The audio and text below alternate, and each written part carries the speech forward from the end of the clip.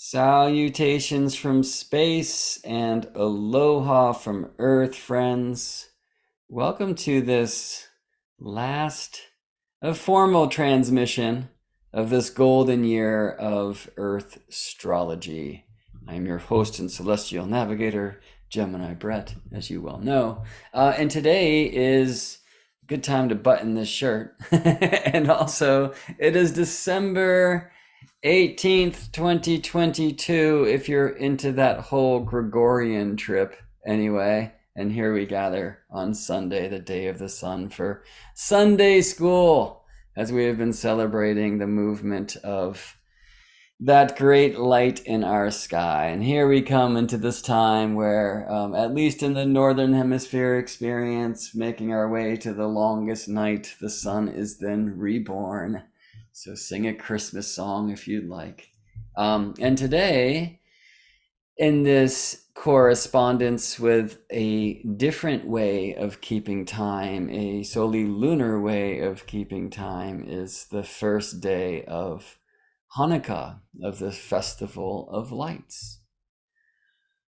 You know, I've been spending some time in the last few years contemplating the stories of many of these solstice holidays like Yule and Saturnalia and Christmas and Hanukkah, and how they reflect many truths of natural time, of golden time, of silver time, of star time too. And it's one thing I love to share, like the four-sided dreidel and its game, being a clear story of the astrological angles and the directions of Earth. Santa's sleigh is something I found in the sky, which helps me know why that giant elf is from the North Pole. And of course, this celebration of the birth of the sun and its coming resurrection after being on the cross. This is all in sacred astronomy, as is Passover. And I know I've shown some of you those keys here during the Golden Year of Earthstrology. Some of you will have seen some of these in my sacred astronomy transmissions. And one I've been contemplating this morning at this time of Hanukkah, of the Festival of Lights, is the menorah. So the menorah that's lit in so many homes at this time of year is actually the Hanukkah. And that is this 9-candled candelabra, where it's really 8 and then a helper candle. And the rules suggest it cannot be at the same level as the other 8, either above or below, but not at the same level. And it's that one that's used to light the 8 others, right? Which are a celebration of 8 days of miracles from long ago. And I think I'd love to get into that much more deeply in another place. What I want to share today is that this is a celebration of the menorah from the temple, but the menorah from the temple was not a 9-candled device, but rather 7. 7 lights? Where might we find that in astrology? It seems like these 7 days of the week, like Sunday, the day of the sun. Monday, lunes, the day of the moon. Tuesday, martes, the day of Mars. Wednesday, miércoles, Mercury's day. Thursday, jueves, Jupiter's day. Friday, viernes, Venus's day. Saturday, sábado, Saturn's day, right? Sunday, the day of the sun. And so, of course, in this golden year, we've been meeting on Sundays, yes? Good. So the 7-candled menorah from the temple has been shown in some ancient images, one of them in Rome actually, as a 7-candled candelabra, and one was taller than the others. And in the tradition, that one would remain lit even during the day, while the other 6 were blown out, and this one that remained lit was a taller one in the center of the 7. The other 6 would be re-illuminated at night, right? But would disappear in the day. Only the one tall one would burn through in the daytime too. Sounds like the sun, right? So imagine a candelabra of 7 candles. There's a tall one, and then 3 on this side and 3 on this side, right? So now bring your consciousness to the old Chaldean order, as it is often called, which either starting from Earth is Moon, Mercury, Venus, Sun, Mars, Jupiter, Saturn, or from out there, the one, the realm of the stars, Saturn, Jupiter, Mars, Sun, Venus, Mercury, Moon, Earth, matter. And so clearly this menorah reflects these 7 visible wanderers, these planetas, who we see traveling against the backdrop of the fixed stars. We can watch this in space with our face, in the sky with our eyes, the dance of the interior planets, who are Mercury and Venus, and we put Moon in that group as well. Moon, who of course moves most quickly through the signs and the constellations of the zodiac. Those are different things. Moon, who we can witness visibly traveling so quickly through these mansions. And so the ancient, oldest zodiacs were based upon this visible motion of the moon through the heavens. Now, the moon, interior, but also exterior, unlike Venus and Mercury, whose orbital paths exist between Earths in the sun in our heliocentric model, sun-centered model. The moon's path, of course, can bring that crescent of Sol, our beautiful satellite, our traveling partner, Luna, Moon, Diana, between Earth and the sun. That's new moon time, yes. But also to the other side, where the full moon fully reflects sunlight back to earthly eyes, yes? For Mercury and Venus, right, they can come between Earth and the sun, and this is their retrograde period of their own dance. And they can go to the other side of the sun from Earth, but their paths, of course, with the sun at the center of the great chariot race, exist between Earth's path and the path of the sun. But in the old terrestrial model, the earthly experience, we look at these spheres, right? And the moon is closest to Earth. All of the other lights must come through her domain to reach you. This is one of the moon's gigs, translating the light. So Earth, Moon, Mercury, who's the next fastest about, Venus, and then the sun.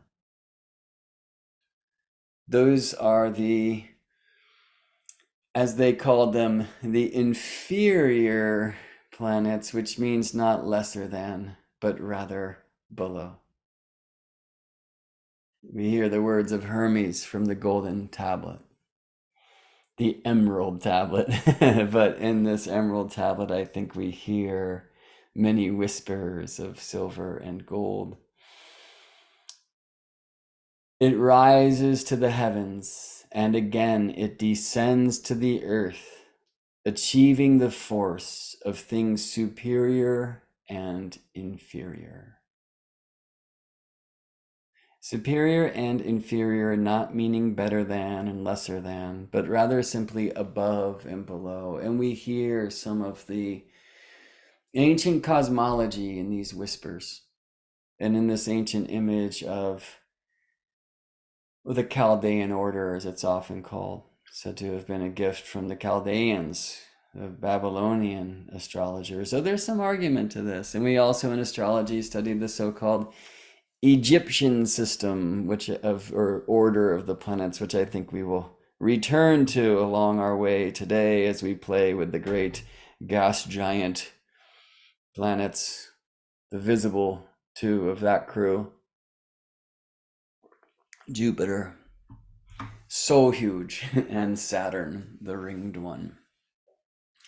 So on one side of this central light, the only one which remains lit even during the day, the sun. Why is the 12th house hidden things? For the sun rises there to actually become visible. But as the sun rises to illuminate the earth, he hides the sky. At night we can tell time with the many, many, many stars. By day there is only one, that one we call sun.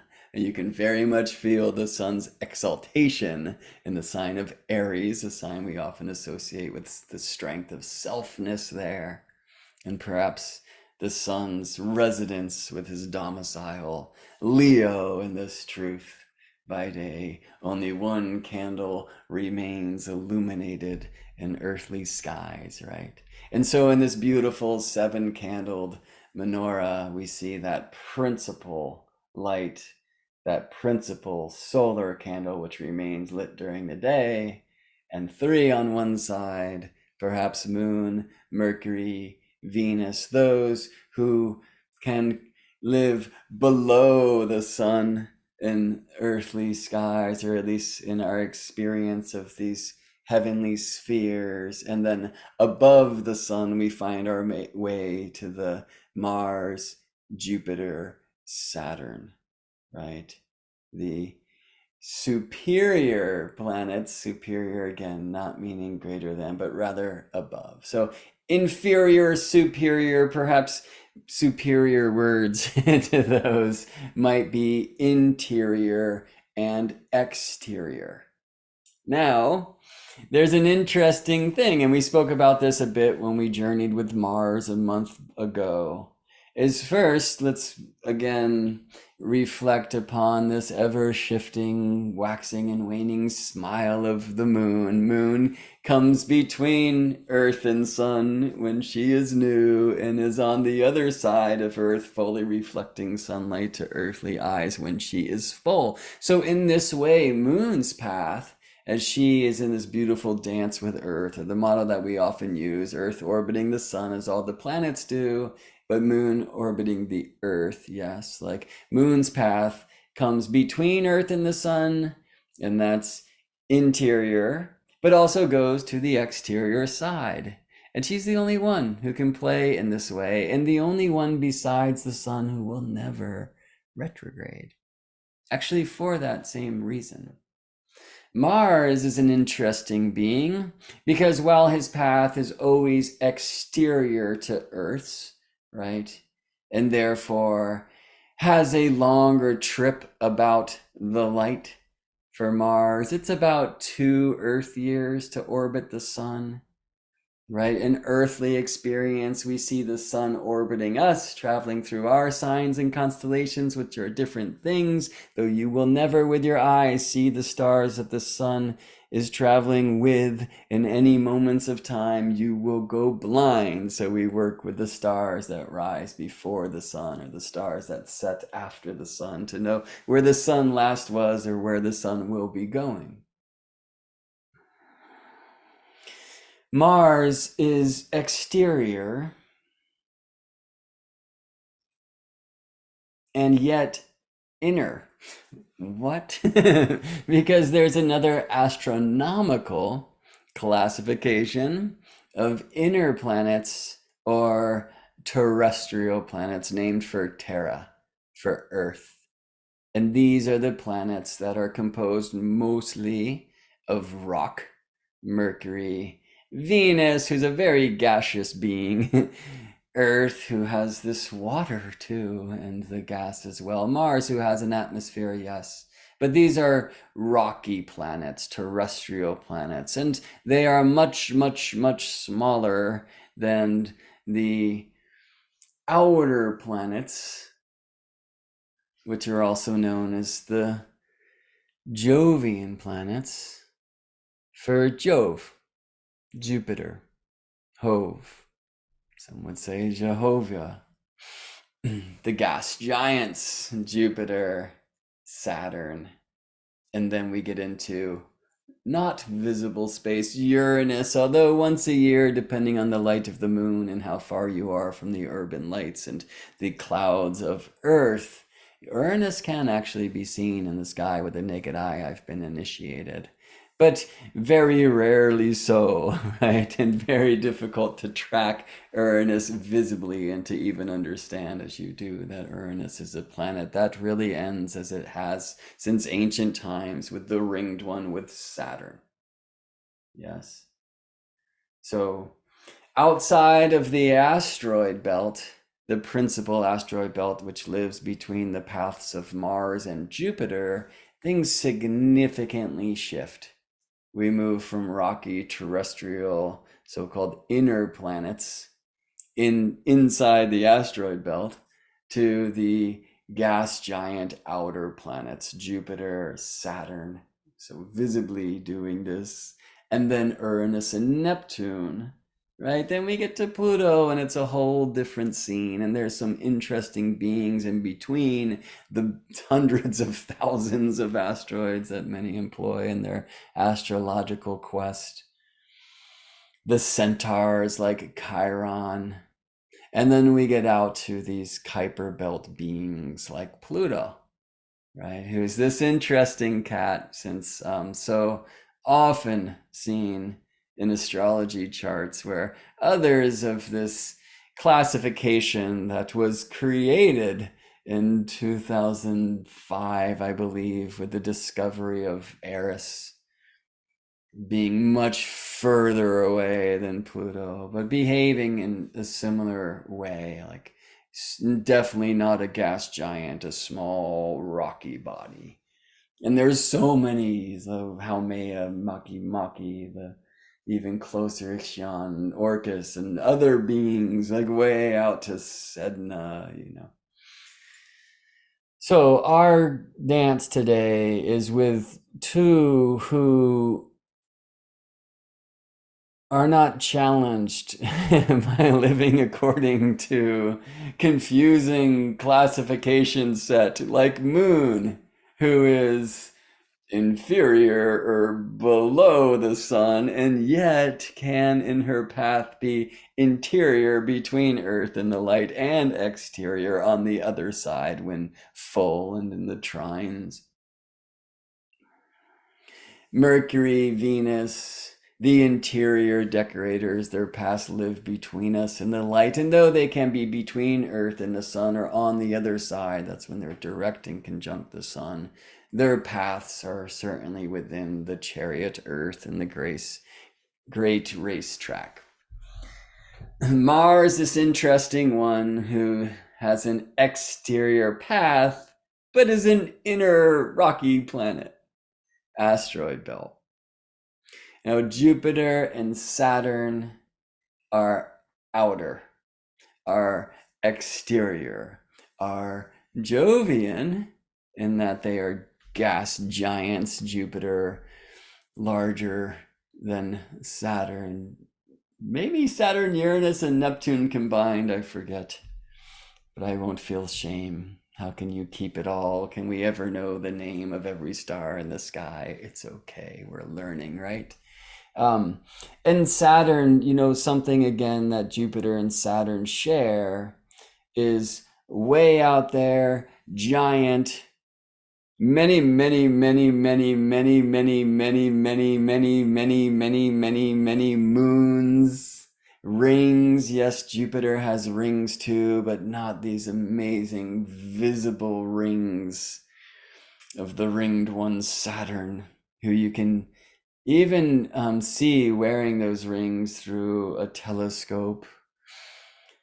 Moons of Jupiter so big and close, 4 of them can be seen through a rather simple telescope like the one that Galileo created to observe these many truths in the sky that broke the rules and brought him to house arrest, you know. Galileo was born actually with Jupiter and Saturn conjoined. So was John Lennon. John Lennon died with Jupiter and Saturn conjoined as well. So today we're going to bring Jupiter and Saturn together, and we will, of course, separate them too. They can conjoin, they do so in earthly skies every 20 years. We've recently been graced with one of those. December solstice or Solstice of 2020 in the first degree of tropical Aquarius. Many will say this begins the air epoch for the Great Conjunction, an ancient term for the Jupiter-Saturn conjunctions, the Jupiter-Saturn cycle, this 20 years or Earth year cycle between consecutive conjunctions of Jupiter and Saturn, which spend about 200 years in one element of the tropical signs before moving forward to the next element through the order. So we in our lives will never experience a Jupiter-Saturn conjunction in any element other than the air.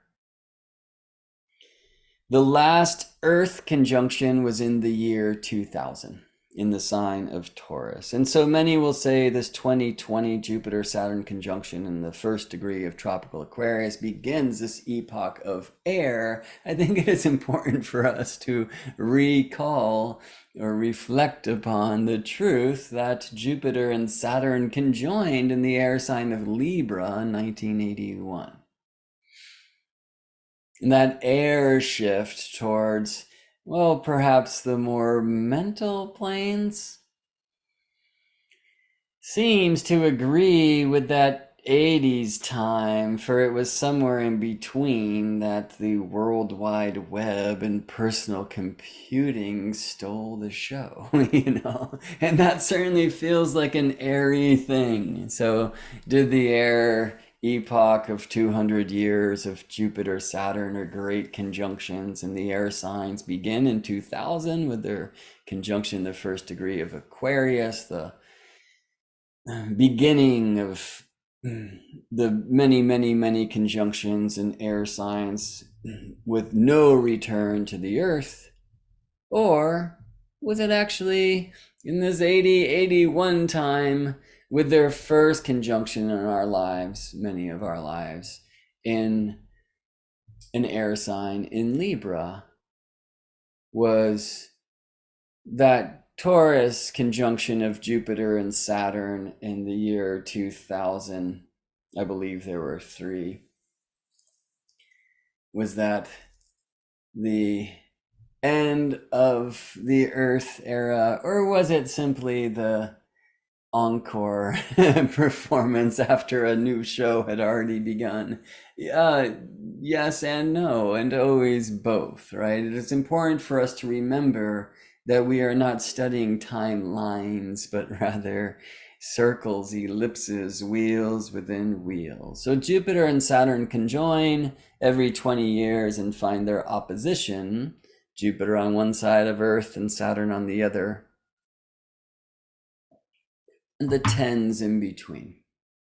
Right? We don't find much 10 in astrology, though most of us are utilizing a base 10 counting system, and I wiggle my fingers around because many would suggest this is why. So easy on our hands if all of the fingers are there. 2, 1, 2, 3, 4, 5, 6, 7, 8, 9, 10, right? And yet, if you count with your thumb on one hand, you will find triplicity and quadruplicity. They're shown in the pads of your fingers, and we can Aries, Taurus, Gemini, Cancer, Leo, Virgo, Libra, Scorpio, Sagittarius, Capricorn, Aquarius, Pisces. We find the equinoxes at the palm, the solstices at the extremes. I can work with that magical device called the human hand to witness the movement of the sun through the signs and the horizons. I find, the triplicities and the quadruplicities and antischia all built in, and we could go on and on. We could go from those 12 pads and include the 2 of the thumb and then find 14, which is the days between new moon and full moon time, and then 14 days on the wane. Truly as above, so below, and your temple contains the knowledge of the temple of the heavens. So it's amazing to find, however, when we return to the base 10 realms, or maybe we'll do 10 fingers and 10 toes and see these 20 Earth years about between Jupiter, Saturn conjunctions in our sky, with the 10-year oppositions in between.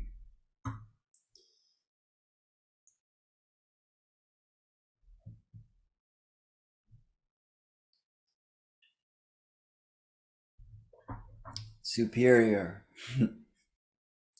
It ascends to the heavens, and again it descends to earth, achieving the force of things superior and inferior.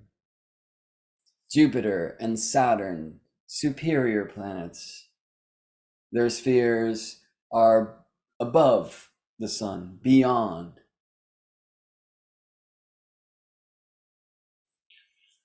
There is an old image which suggests that we as souls fall in from the place where we are not individuated, but rather just the one only light there is.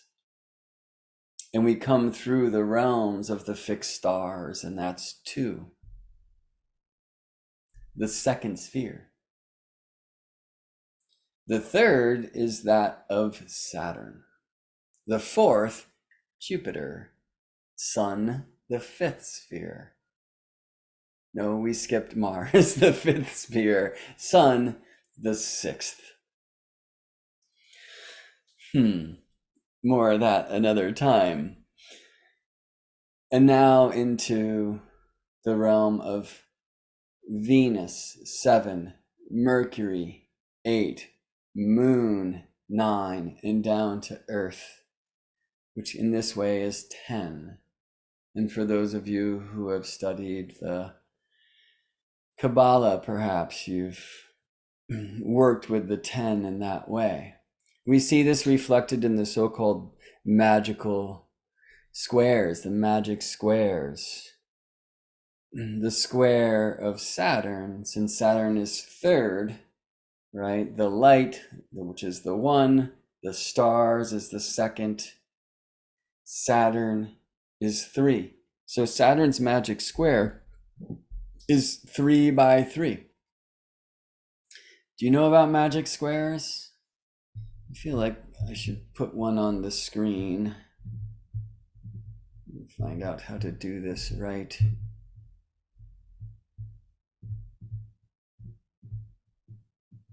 Well, that's not going to work. How about this?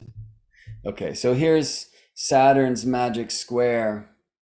And in a magic square, you can add the numbers in the rows, or the numbers in the columns, or the numbers in the diagonals, and you get to that same number, right? So 4 plus 9 plus 2 is 15. 4 plus 5 plus 6 is 15. And so you'll see, because for Saturn, who's the 3rd on the way in, or the 3rd on our way, well, the 3rd to last as we return, having these number associations of 3 and 15 in the mix. You can also see, as explained here, we're at what, learn religions. Interesting. Being the numbers 3, 9, 15, and 45 all associated with Saturn through this essence of the 3 by 3 magic square. For Jupiter, it's a 4 by 4, the seal of Jupiter. And we find that they all add to 34, and all numbers in the 4 by 4 add to 136. That's the beginning of, I'll just say that's a door. If you would like to go explore the powers in that temple, there's a lot to be found. These magic squares for the planets go way back. I want to speak about some of the interesting new knowledge that's come in, but before I leave that idea of the spheres, right? The one light, the stars, Saturn, Jupiter, Mars, Sun, the candle that remains illuminated even by day. That candle so different than the others. Venus, Mercury, and then Moon coming here to Earth, which is 10. Some say the zodiac is way out there. I know, though it's not something I could prove to you, that the zodiac, the tropical zodiac, is of Earth. It is Earth astronomy. It is Earthstrology. It is something down beneath our feet. And it looks something like this and has an energy field that looks a lot more like this seed of life.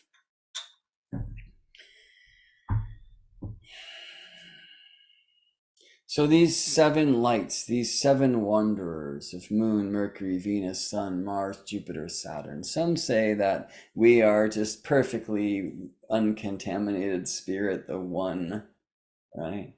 Even coming through the realms of the so-called fixed stars, things start to shift, especially when we get to Saturn.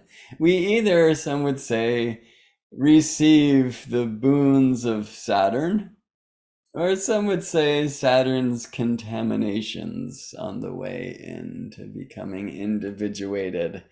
With Saturn, many in astrology would gravitate more towards that philosophy of contamination. Saturn said to be one of the 2 malefics of ancient astrology, right? Is that productive for you? Jupiter said to be benefic, so perhaps it's easier then for astrology to see that falling through Jupiter's sphere is a benefic boon, right?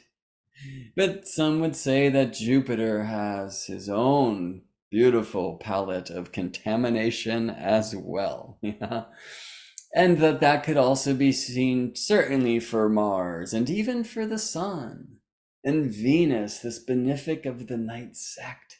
But many would suggest as we fall through the sphere of Venus, the once perfect spirit is now contaminated with such needs such as lust, and with Mercury, these ideas of trickery or whatever it may be, and the moon, right? And here we are on Earth. And then when we ascend, we'll go back through these spheres and in a sense, perhaps stop at each stage for a little mini, call it what you will. Some would say like a judgment day to remember our experiences here in the earthly plane where we perhaps, I wouldn't say misbehaved because it's important to be a human in the human realms, but behaved according to the quote unquote contaminations of the moon, then of Mercury, then of Venus, then of the Sun, Mars, Jupiter, Saturn, the stars. And by the time we're back to the one, we are completely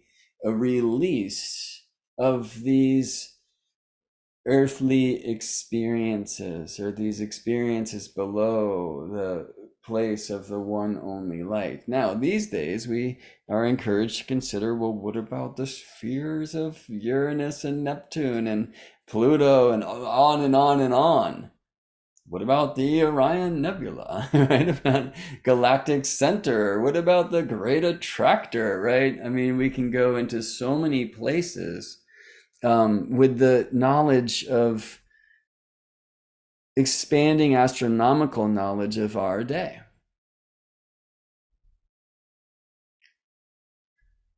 I'm wondering now, and I feel like just typing a few buttons into a thing to find out when the Viking spacecraft first got to Jupiter.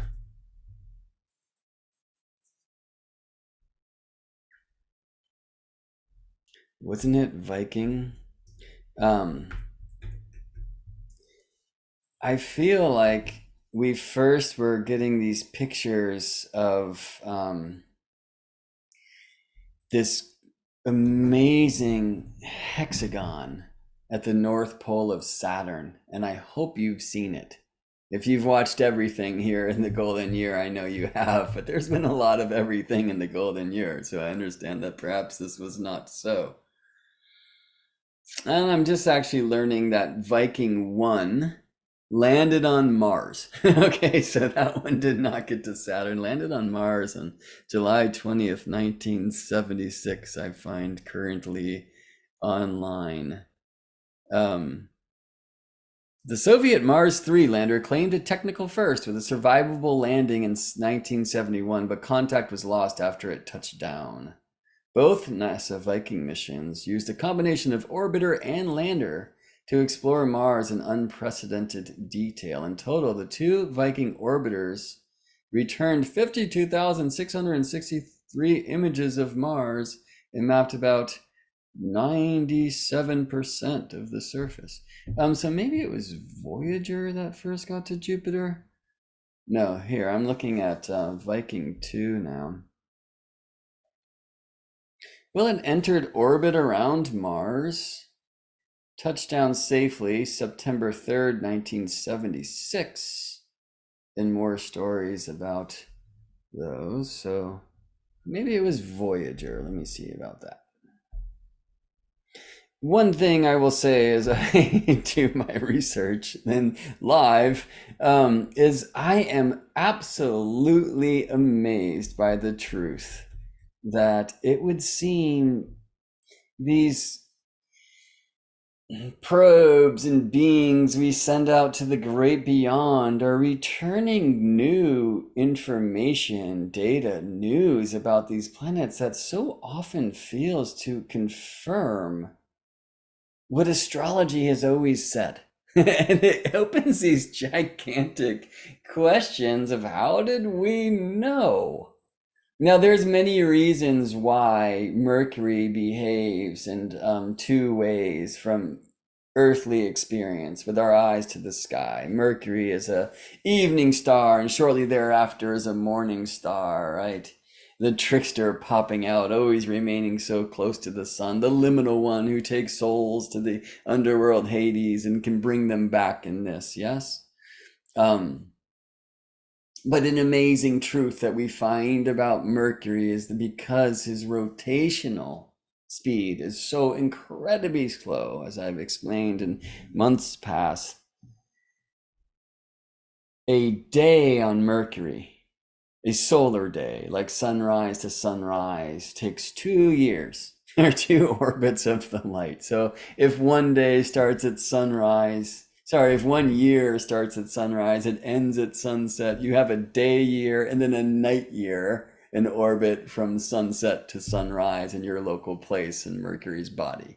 I mean, how Gemini is that? It arranges this truth that half of Mercury is like burning hot facing the sun for such long periods of time and without an atmosphere to distribute that heat. And on the other side of Mercury, I am told there are craters which are just as cold as Saturn, so far away. How incredibly Gemini. Now, when we start looking into the nature of the numbers in Mercury's expressions, I think we'll find a lot of Virgo there. I know we will. I certainly have. I'm seeing links come in from the crew about Voyager. Much appreciated.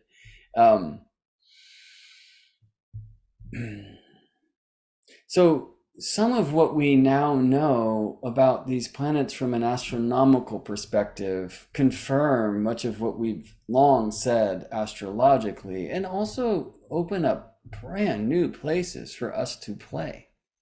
Like for me, when I see this gigantic hexagon at Saturn's North Pole, regular hexagon that's literally 3 Earths in diameter and stays aligned to the cardinal directions of Saturn, which of course, like Earth's, are defined by the rotational axis. In fact, we see some truths of Saturn that are quite Earth-like. And interestingly, we find this in Mars as well. What do I mean? The tilt angle of Earth. Okay, Mercury is doing this kind of thing. Barely any tilt at all. Although I shouldn't like Mercury's doing like this kind of thing, barely spinning, right? It has a tilt angle of like less than a degree.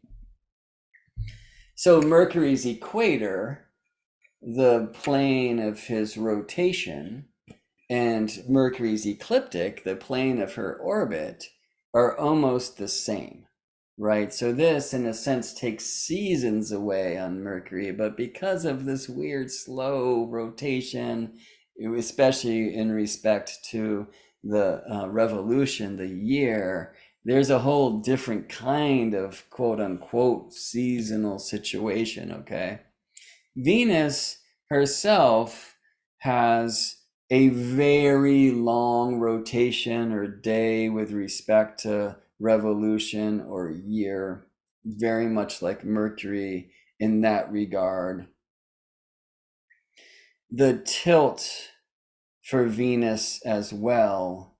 Well, typically you will find, I'm trying to see this in this sheet.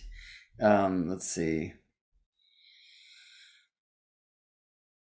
Obliquity to orbit for Mercury 0.034 degrees. Okay, so like the equator is the ecliptic, and I try to imagine how then does that offer the experience of a zodiac, because I am quite convinced that I know that the tropical zodiac is really a reflection of the interface of the planes of day, equator, and year, ecliptic. And all planets spin and orbit. They all have equators and ecliptics, but on Mercury, they're kind of the same thing. And this is rather true for Venus too. Venus is what is the measurement I'm looking for? Right, obliquity, they call it 177.4 degrees.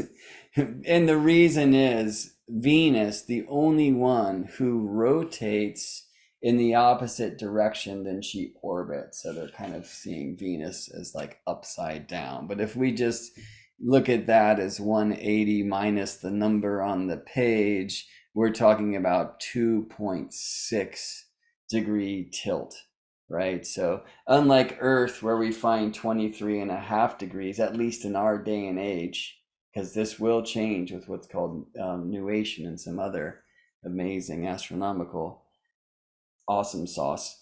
23.5 degrees for Venus, that's like 2.6 degrees. And for Mercury, it's like 0. Okay.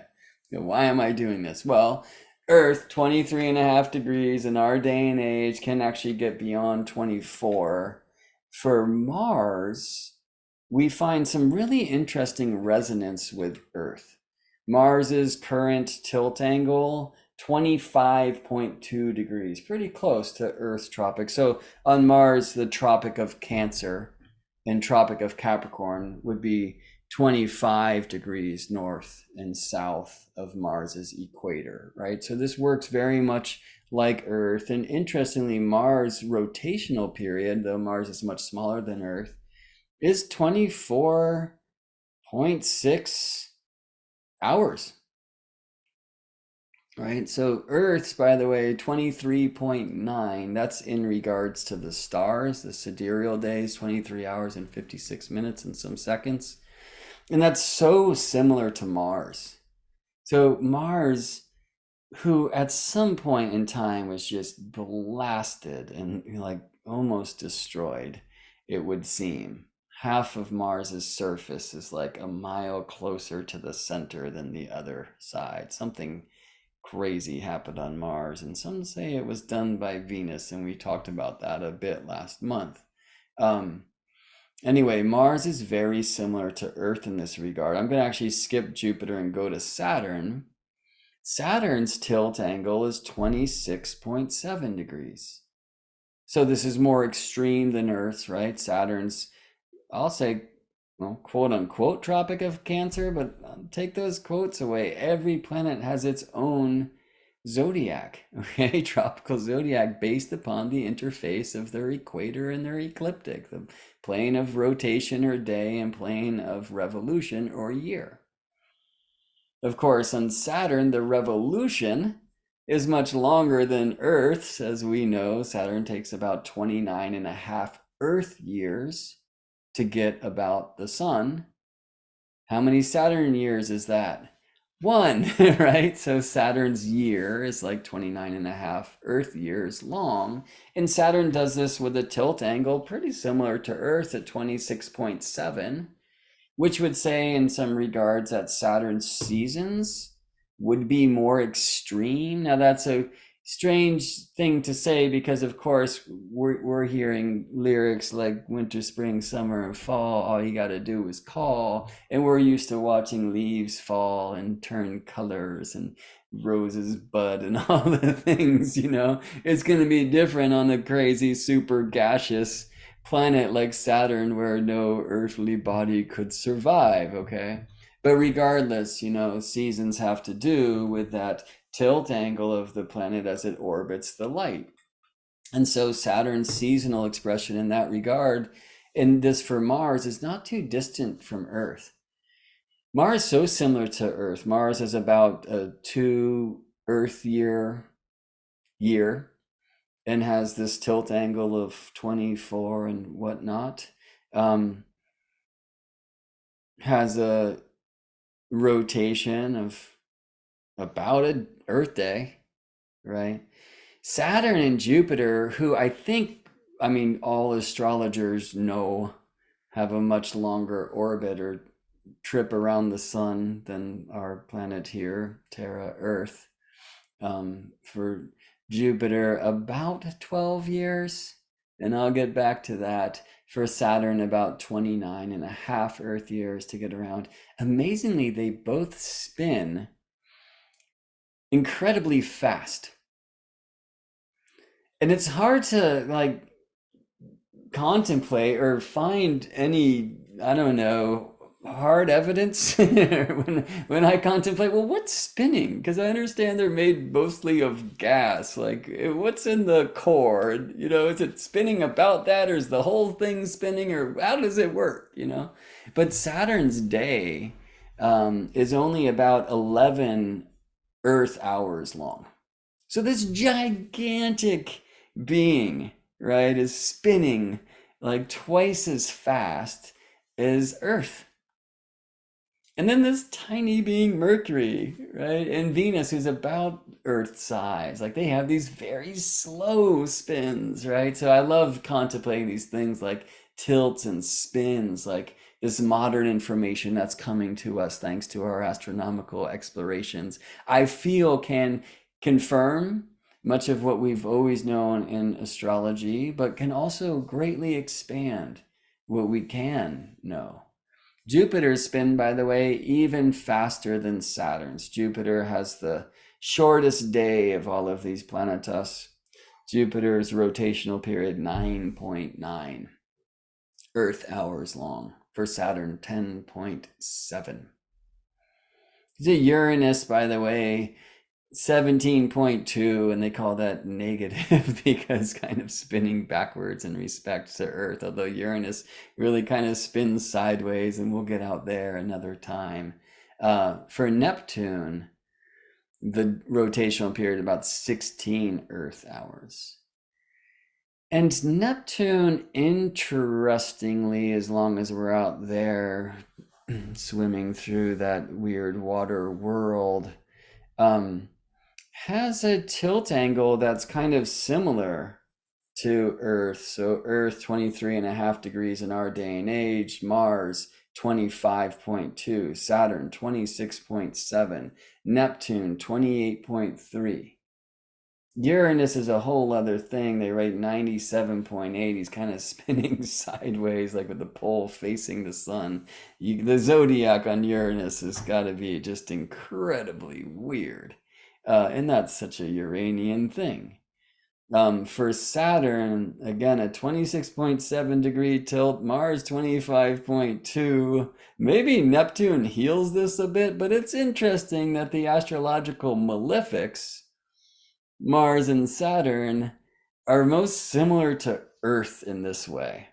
For Jupiter does not behave similarly. Now, Jupiter, as I said before, has this really quick spin like Saturn does, even faster, the fastest spinning being in our solar system from a planetary perspective. Saturn's day is about 11 Earth hours long, while Jupiter's day is about 10 Earth hours long. Jupiter, unlike Saturn, is not going to have a deep seasonal experience in his year, which is about 12 Earth years long, rather 11.86, but we'll get back to that.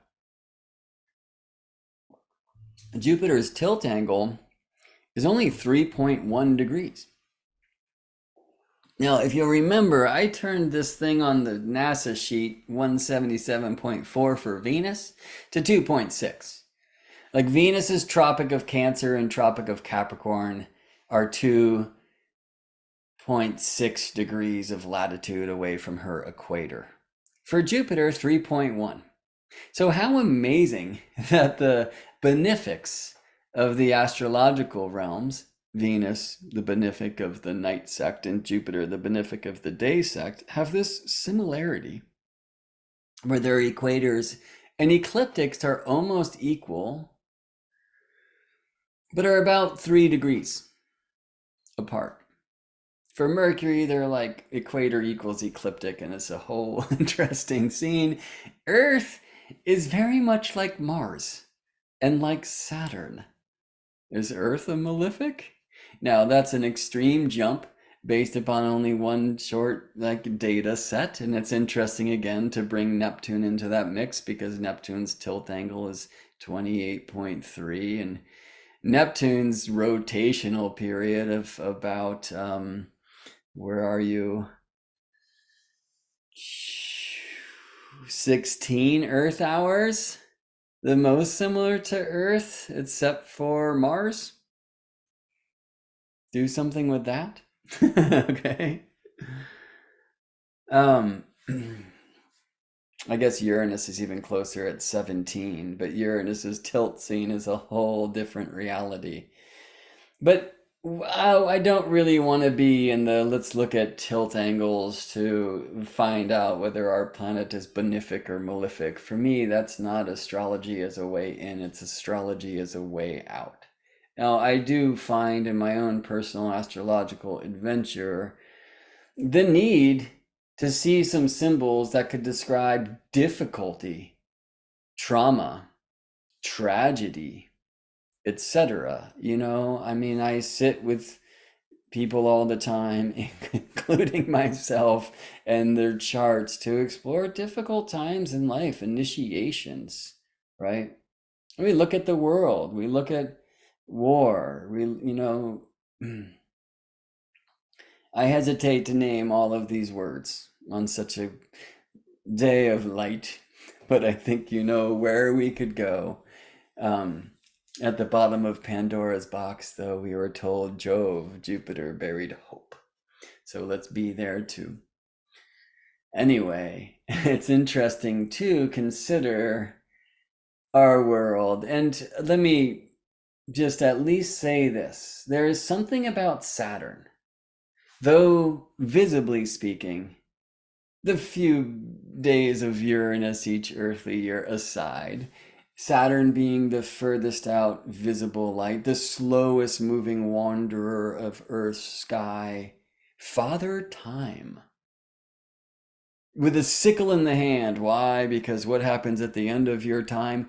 Death, y'all. Let's just face that truth. But perhaps that sickle actually speaks, as we hear in the mythical whispers, of the golden age where Saturn was king.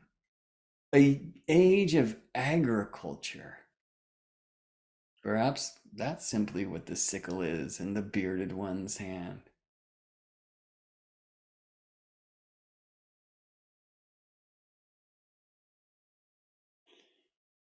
There's something about Saturn so far out that oddly makes him her most earthly.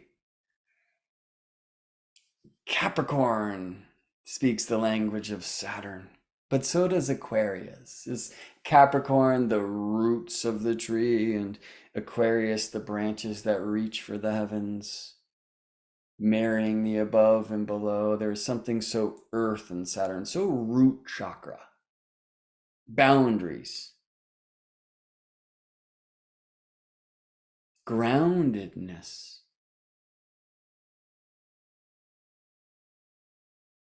Something so earthly about Saturn and something so seemingly heavenly about Jupiter.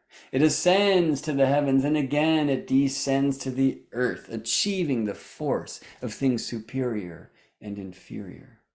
These are the words of Hermes.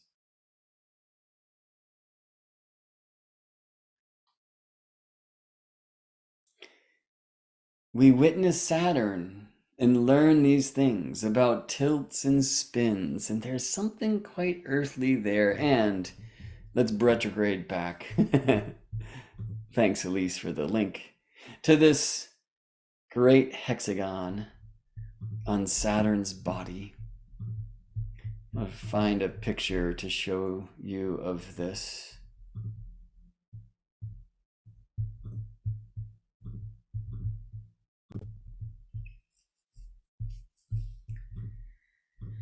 The great hexagon of Saturn. Literally 3 Earths in diameter, stays aligned with Saturn's cardinal directions, which, like Earth's, of course, are defined by the rotation, the day. And for Saturn, who has this tilt even greater than our own, 26.7 degrees, right?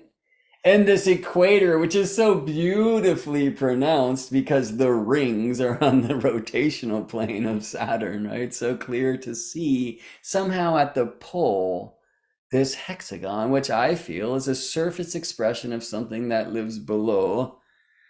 I have come to believe that all planets have a hexagonal crystal core, which is the energetic source of their zodiac. And I believe that Saturn and Jupiter just happen to be made of the right stuff for their surface to express this mystery, which exists in the great below at the central core, and something here on Earth which is beneath our feet, the crystal core. And that was, by the way, I should show this again, Saturn's north pole. This is Jupiter's south pole, where we find this regular hexagonal arrangement of storms. So the image that I've come to, thanks to some seismic science using modern device, is that we find that Gaia's spine, our rotational axis, which defines, of course, the cardinal directions north and south, and therefore also global east and west, might just be a regular hexagonal crystal. And this would be the very essence of our zodiac, and all planets have a zodiac. So to retrograde back, I was talking about Viking, which is such a Martian word. I should have known immediately that, of course, the Viking missions went to Mars. Voyager. Now that's a mercurial word, but also a very Jupiterian word. So I'm reading Voyager 1 is the first spacecraft to travel beyond the solar system and reach interstellar space. The probe launched on September 5th, 1977, about 2 weeks after its twin Voyager 2. Wait a second. So y'all launched Voyager 1 after you launched Voyager 2? What? Obviously, there's something for us to learn here, including about, I guess NASA likes to count down. T minus 10, 9, 8, 7, 6, 5, 4, 3. Launch Voyager 2! Launch Voyager 1. Okay. Anyway, these are where we received our first images of Saturn's hexagon. And I don't think I will take your time live to go find that exact date. Well, why not? I'm interested to see when that was. This, by the way, is not on the notes on the plan for today. As you can well imagine, most of this stuff has not been. And as it goes, as you know, transmissions here on Sunday School, especially when there aren't 1,000 slides to keep me on track, tend to be more Voyager than Viking. Okay, Voyager 2 flew past Jupiter, Saturn, Uranus, and Neptune, while Voyager 1 focused on Jupiter and Saturn. but who got there first? So I just want to see. Okay, after passing by Saturn in 1980, Voyager 1 made a sharp turn out of the plane of the solar system. So, the reason why I was very interested to explore these dates, and I just want to see, I'm going to take one more thing in here, which is Voyager 2 arrives to Jupiter. July 9th, 1979. All right. So why am I here? To retrograde back to this interesting truth that the 10 fingers and the 10 toes bring us this 20-year period between Jupiter Saturn conjunctions. Now, it's not exactly 20 years. If it was, I hope you could feel into the truth that they would meet in the same sign, in the same degree, right? The year is the Earth Sun situation, right? So they are moving from, and let's just go in recent history, like, and I'm going to say 1980, but I think it was very early 81, 2000, 2020, okay, Libra, Taurus, Aquarius. But from here forth, it will be Libra, Gemini, Aquarius, Libra, Gemini, Aquarius, Libra, Gemini, Aquarius, right? How do you get from Libra to Gemini? You need to subtract about a third of the year. So in other words, the consecutive Jupiter-Saturn conjunctions, that's not necessarily going to happen in 20 Earth years minus a quarter of the year, because we have to know where the sun is at the time of the Jupiter-Saturn conjunctions, right? And now we're going far out, and we'll bring it back here, but these are portals. They are invitations for your own explorations of these wheels of time within time. So it's amazing to me, and I think some support for the idea that this so-called air epoch of the great conjunctions of Jupiter and Saturn began not in 2000, around this time of the year, December solstice or southstice, sun's Capricorn ingress when it shines directly above the Tropic of Capricorn in that year. Well, Gregorian year of 2020, 12/21/2020 brought this Jupiter Saturn conjunction in the first degree of tropical Aquarius. And as I said long ago now, that will be we will never see a Jupiter Saturn conjunction in our lifetimes in any tropical sign other than those which belong to the element of air. Aquarius. Next will be Libra, and then Gemini, Aquarius, Libra, Gemini.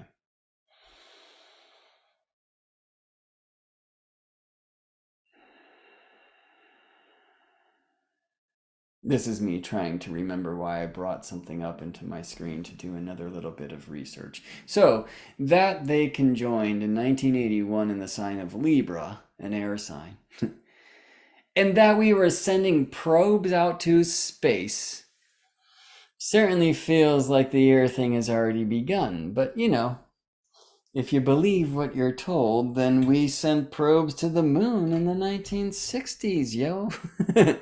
And Sputnik got to space and outside of Earth's gravitational restrictions well before that. And as we often find, astrological happenings in a strange way can happen before they happen. Really wondering why I opened up this page to type something in so that I could find. Anyway, let me actually just get to the notes, and we'll see if we can stay on some kind of track. Wait, no, I remembered why.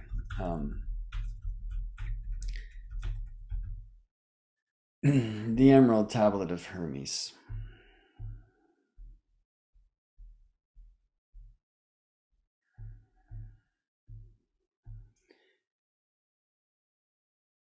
'Tis true without lying, certain and most true. That which is below is like that which is above, and that which is above is like that which is below, to do the miracles of one only thing.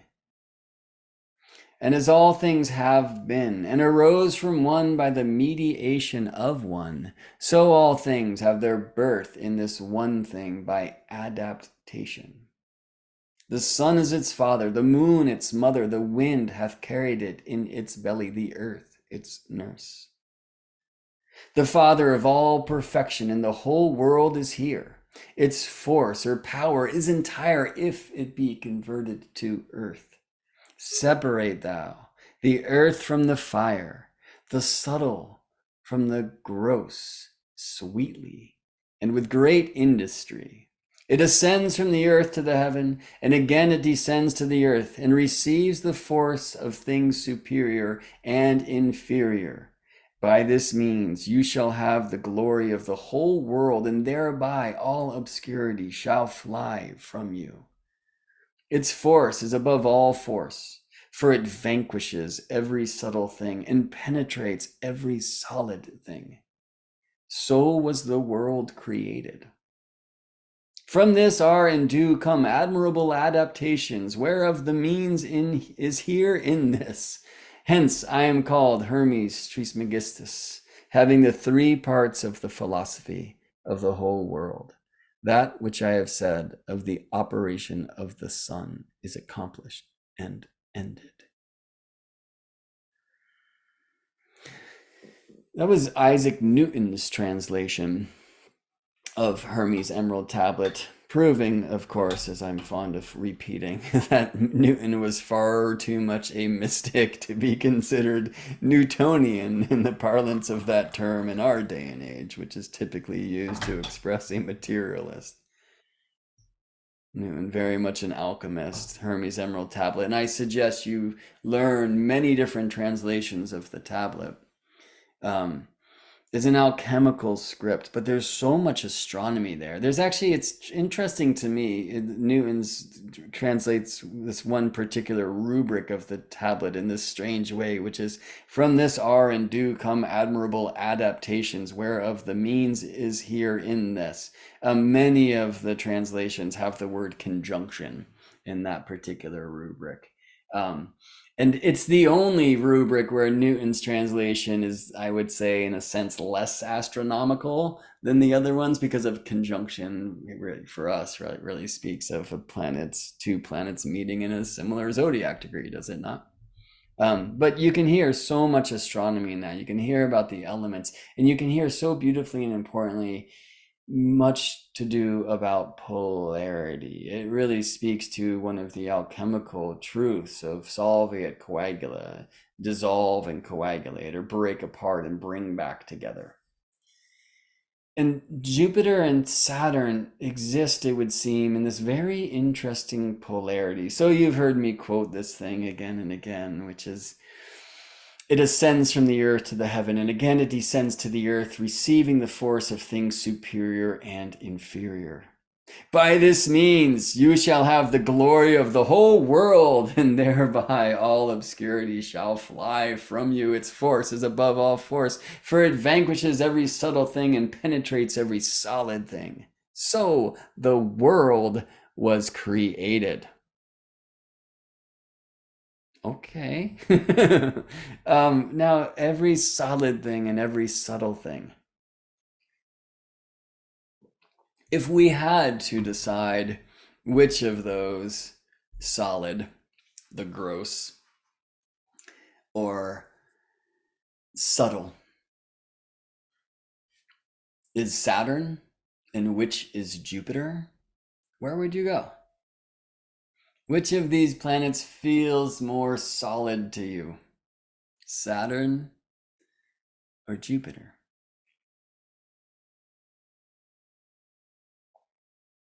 Will their magical squares of 3 and 4 respectively reveal those truths?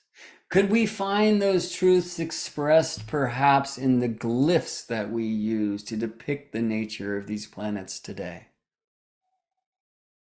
Jupiter, The crescent of soul above the cross of matter. Saturn, the cross of matter above the crescent of soul. Now you'll hear Jupiter often taught in glyph as a 4 or a 2 and a 1. And you know I love numbers, but I love the physical and visible expression of those. I think I just made up a word which was visical, meaning both visibly and,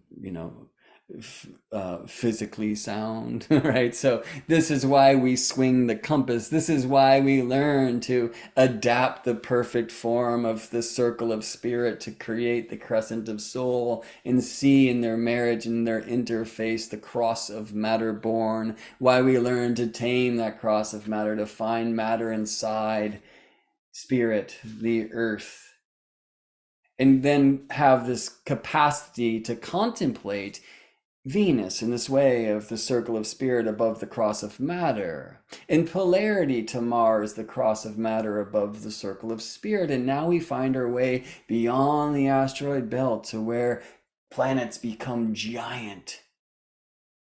Jupiter, crescent of soul above the cross of matter. Saturn, cross of matter above the crescent of soul. What does this mean?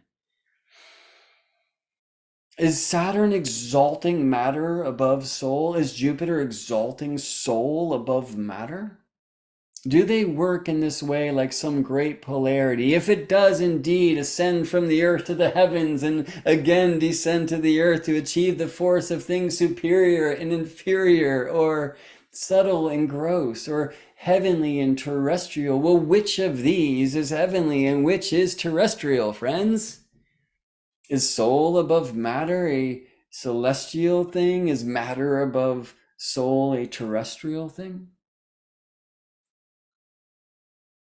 Question mark, question mark, question mark, question mark. Exponential.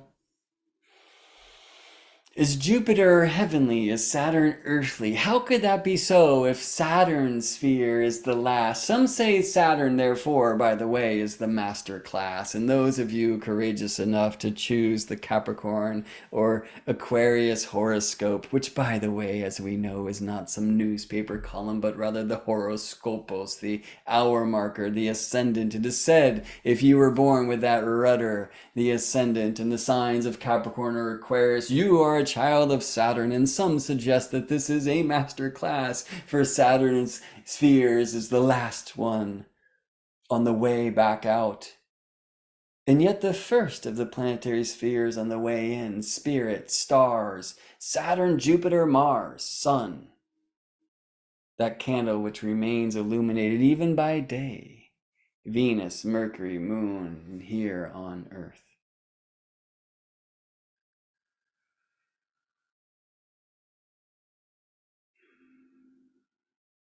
Is Saturn earthly, even though so far out?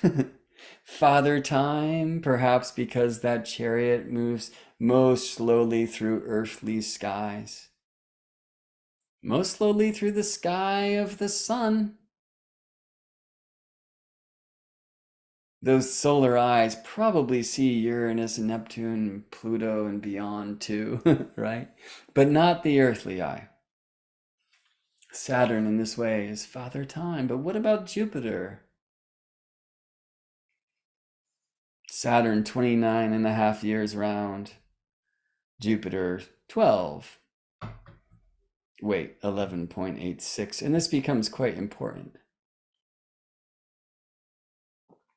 Saturn 29 and a half years. Well, that's so strange because if I remember correctly, the consecutive meetings or synods of moon and sun in earthly sky, 29 and a half days. So that in strange fractal progressed time, where we play with days and convert them to years, at the time of your real-time Saturn return, about 29 and a half years from birth, you will also experience your phase return of your secondary progressed moon and sun. What mystery is this? How can Saturn, the furthest, slowest light, or mirror reflecting sunlight to our eyes, reflect in this way the fractal time where years equal days of consecutive meetings of moon and sun and earthly skies? The lunation, 29 and a half days. Okay, 29.53059, but who's counting? We are, and Saturn 29 and a half years to orbit the light and get around Earth's zodiac. What a strange thing. Saturn, the cross of matter above the crescent of soul. Now we lose this in the way that we depict Mars today with that spear, something else pointy. But we could see Mars, and we once did, as the polarity of Venus. Venus, of course, the circle of spirit above the cross of matter, and Mars at some time, some see this these days as Earth, interestingly, but Mars is the cross of matter above the circle of spirit. So benefic is spirit above matter, Venus, while malefic is matter above spirit, Mars? Is exalting matter a malefic thing? Is it materialist? Is Earth actually, as some conspiracy YouTube rabbit holes clearly suggest, some prison planet?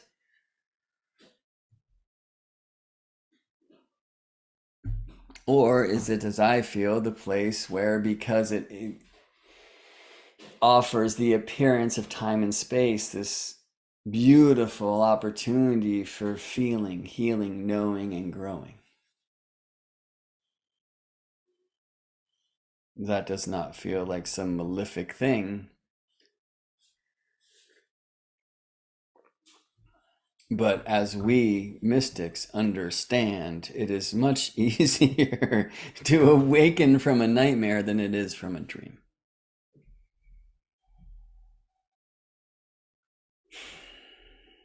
But why awaken at all?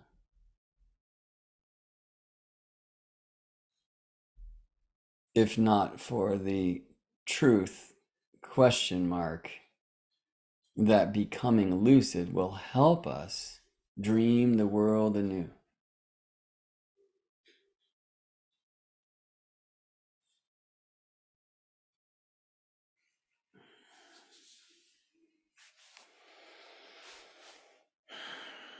The cross of matter above the crescent of soul. Well, if what my heart sings has resonance, which is that soul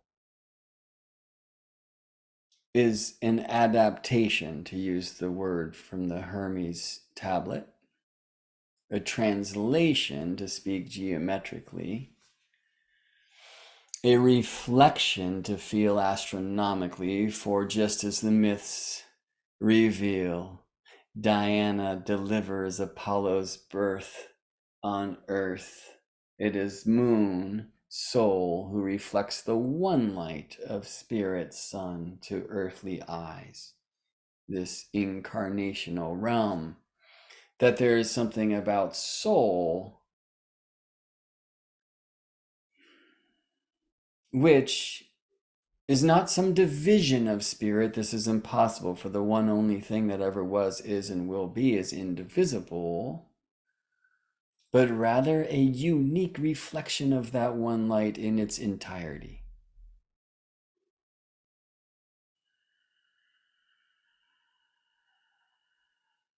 So soul is spirit, but it's a little closer to home. If home is this plane of matter, the cross, or the cross we might call self, like a Brett,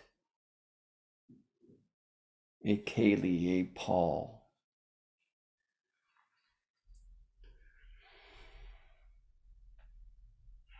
To exalt self, cross above soul, says that there is something very important about your incarnation, the decisions you make.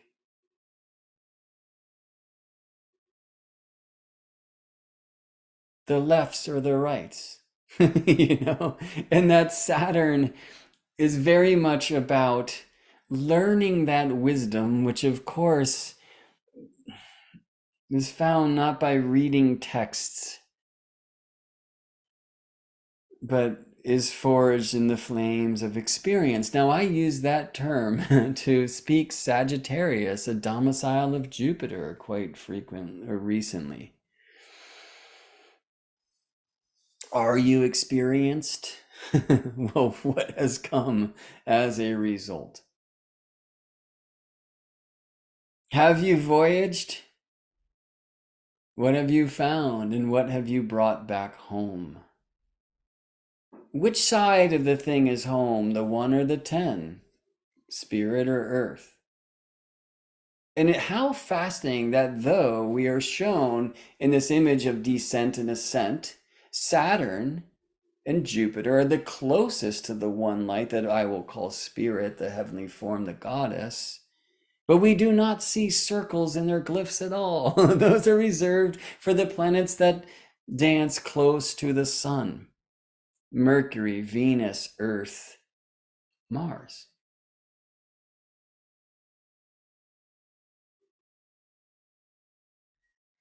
What a confusing thing. What a beautiful thing.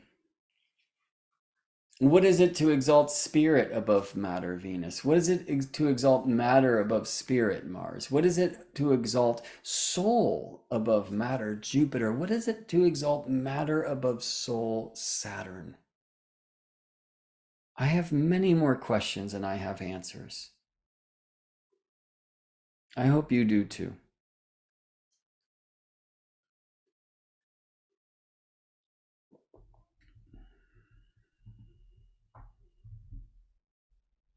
It rises to the heavens and again it descends to earth, achieving the force of things above and below. Jupiter, expansion, voyage, journeying to the great beyond. Saturn, bringing it back home. Wait, which side is home? Are we speaking to the self or are we speaking to the soul?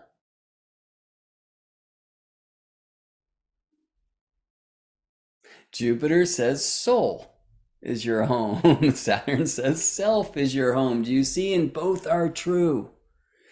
Take a ride with me on this hot air balloon. Jupiter, expansion. Jupiter, said traditionally to be hot and moist. And interestingly, though we know Jupiter is said traditionally to have domiciles of Sagittarian fire and Pisces water, hot, which lifts us up, and moist, which brings us together. Like the wave that embraces those individual grains of sand, turn them into one clay, the hot and moist is said to be the nature of air.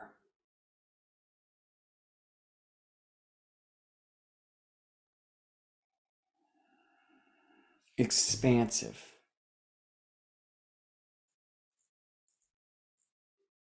And so in this hot air balloon in which together we ride, Jupiter is the hot air that lifts us.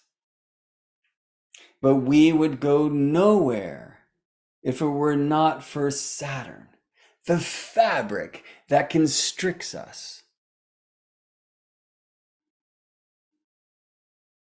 Now, where that expansive air meets that restrictive fabric, Saturn said to be cold and dry. That's the nature of Earth. It brings us down and separates us. Each dry grain of sand is unique. You see, exalting the self above the soul.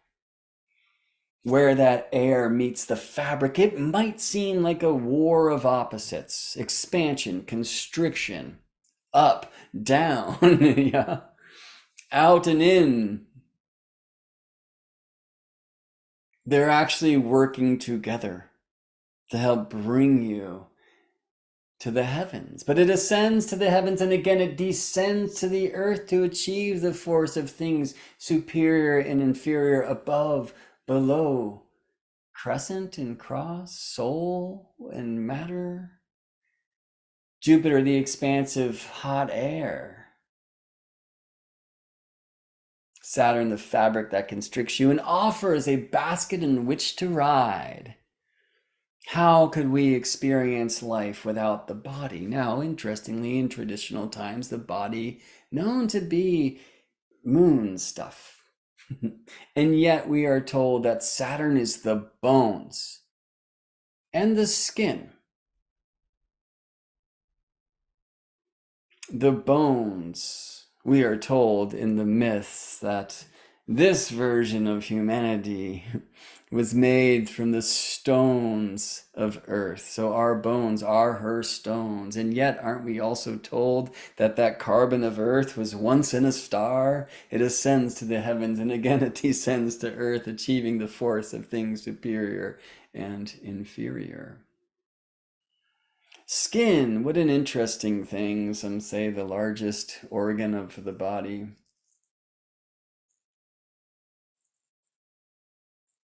It separates us, doesn't it? And yet porous. Is there a teaching there about what we choose to let in and let out? Is that a choice?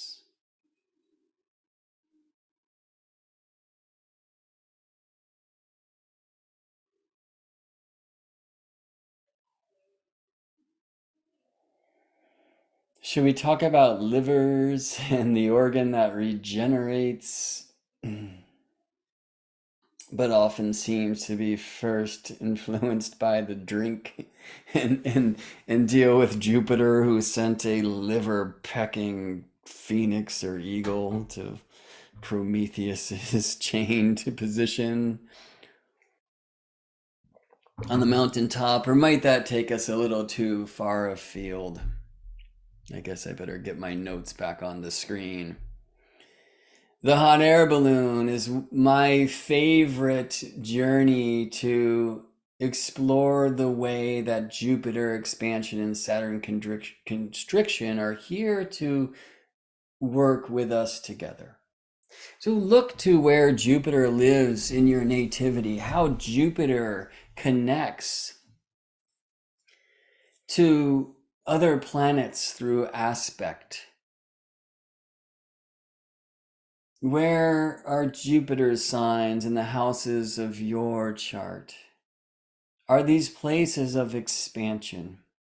How is Sagittarian expansion differ from Pisces expansion and Cancer expansion, signs associated with Jupiter?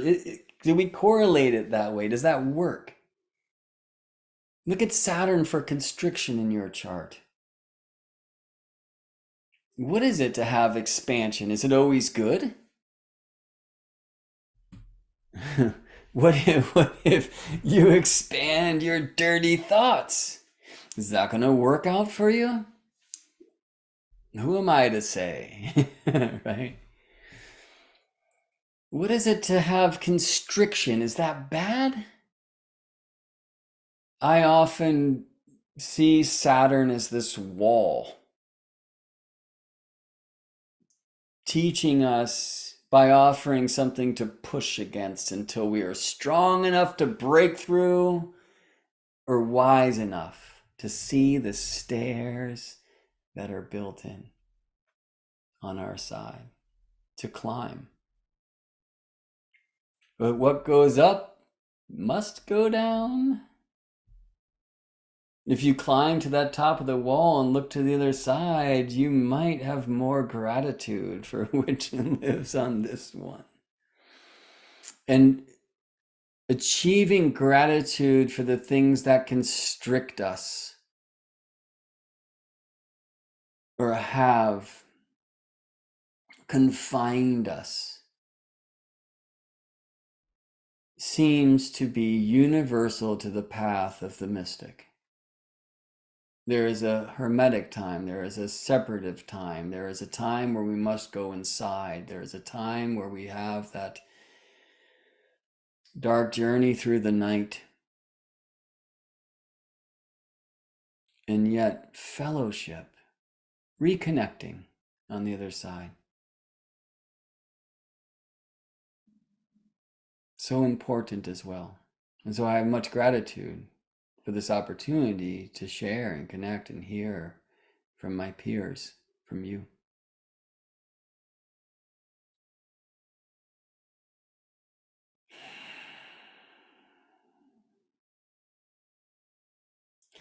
Have you learned gratitude for the things that constrict you, or perhaps once even confined you? Have you perhaps glanced into that old prison cell to see that not only were you the prisoner, but also the warden with the key in your hand the whole time? Have you stepped outside of that cell to find yourself in a larger one, and then a larger one, and a larger one? Is there a galactic giggle here that will help us understand these many rings of Saturn who can keep us in a self, in a skinned, boned suit so that we can grow? But isn't that growing the essence of our knowing? And is that knowing not earned through our healing? And does that healing not demand feeling? Does Saturn want you to feel? Does Jupiter? Are those the realms for the so-called personal planets of Moon, Mercury, Venus, Sun, and Mars? Jupiter and Saturn astrology, I don't know how old this tradition goes, but are often taught as social planets. So something more about how we engage with the folks outside of our personal cage, maybe to explore more collective cage. And it feels that that probably resonates with the astrological alphabet, and this idea that the natural zodiac is the only one, and that Aries is the first, and therefore Sagittarius, Capricorn, Aquarius, and Pisces are 9, 10, 11, 12. I mean, it actually probably is even more modern than that, where Aquarius is all Uranian and Pisces is all Neptunian anyway. And so when we speak about Jupiter and Saturn, we're talking about the ninth and the 10th. And the ninth is a place where we learn and travel, and for some reason the law. And the 10th is a place where we apply what we've learned into our job. I mean, I hear so many clients come my way who are like, oh, Saturn talks about what job I'm supposed to have in my chart, right? I mean, like, usually I try not to have that giggle. It's like, what are you talking about? I mean, I see you with a Libra midheaven, and Scorpio is your 10th whole sign. Why are you connecting Saturn to that? Does he trine your midheaven? No. Is there any connection to the top of your chart? No. Oh, because modern astrology says Capricorn is the 10th sign. Saturn rules Capricorn. So Saturn's the natural ruler of the 10th. And so Saturn is your job.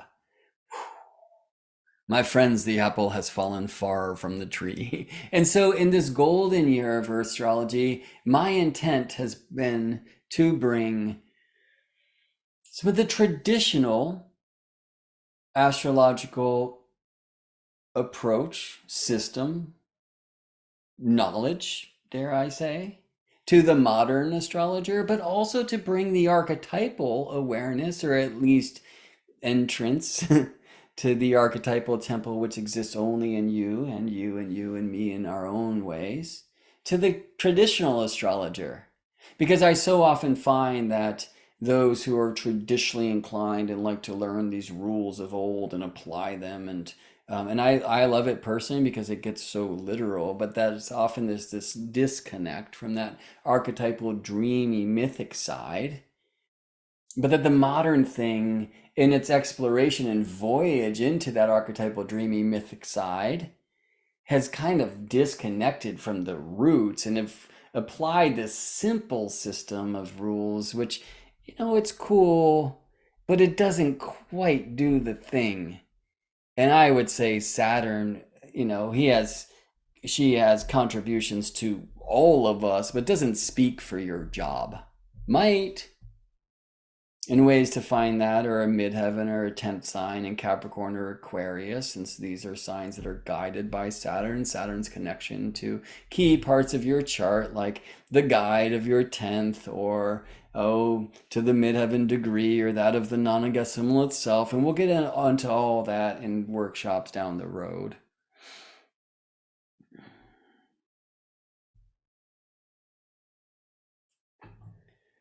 Saturn exalts self above soul, cross above crescent. But both of these things have to do with you, right? And I would say that importantly, and perhaps this is a much more Jupiterian statement than a Saturn statement, you get to make your own rules. So take what works.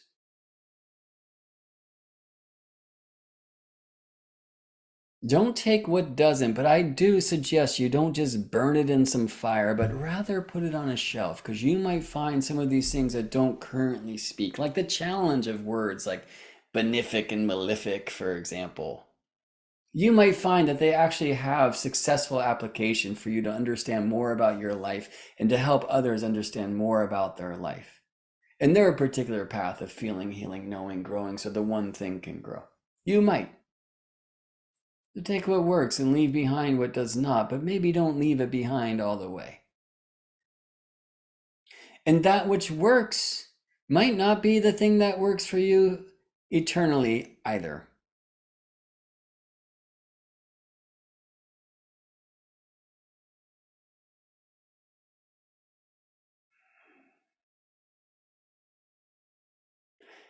The theories is a place I love to play, but if we're not willing to put our theories into practice and confirm that they work, what's the use? What's the truth? What is truth? And which one of these beings is on a quest to find truth? Is it Jupiter or is it Saturn? Is truth a factor of soul above matter or matter above soul? Is it about the expanding air or the constricting fabric of this great hot air balloon that brings us to the heaven, but again allows us to descend the earth to achieve the force of things superior and inferior? By this means, the world was created for you to experience life.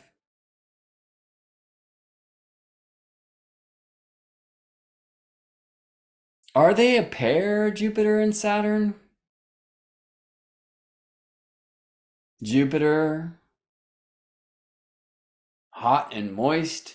Saturn, cold and dry. Ah. Are air and earth opposite signs? Oh, not in the zodiac, but yes, in the square of opposites. Fire and water, clearly opposite beings. Air and earth resonate in this way in the square of opposites too.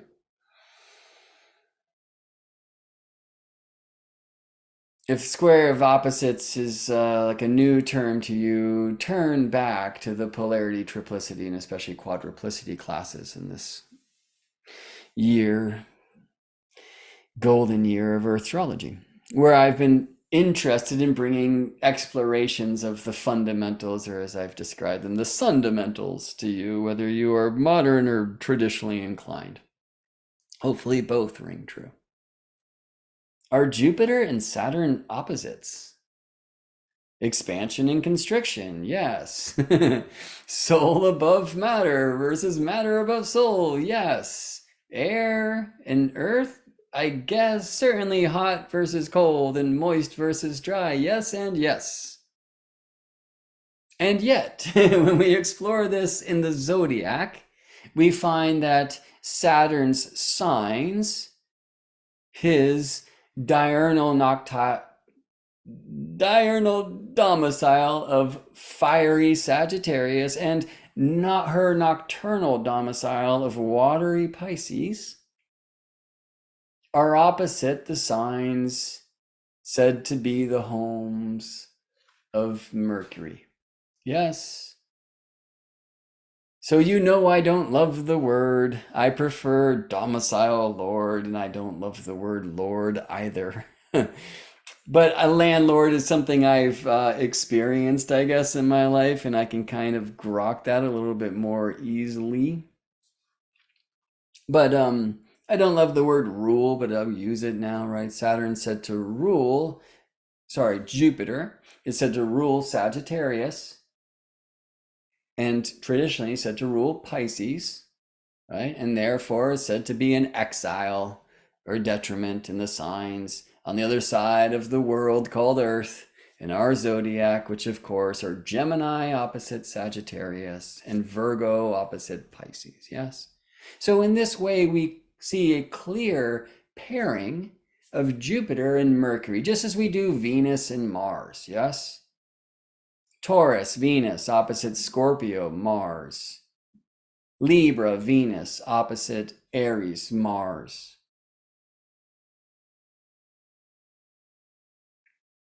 Sagittarius, Jupiter, opposite Gemini, Mercury. Pisces, Jupiter, opposite Virgo, Mercury. Or Jupiter and Mercury actually opposite?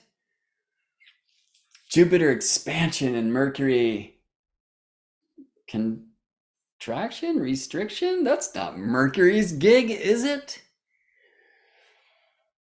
Well, it might be if you're all about the facts, Jack. The truth will set you free. Is it found in the details? I think that's where the devil dwells, isn't it? Right? So this is an interesting, opposition between Gemini and Sagittarius, for example.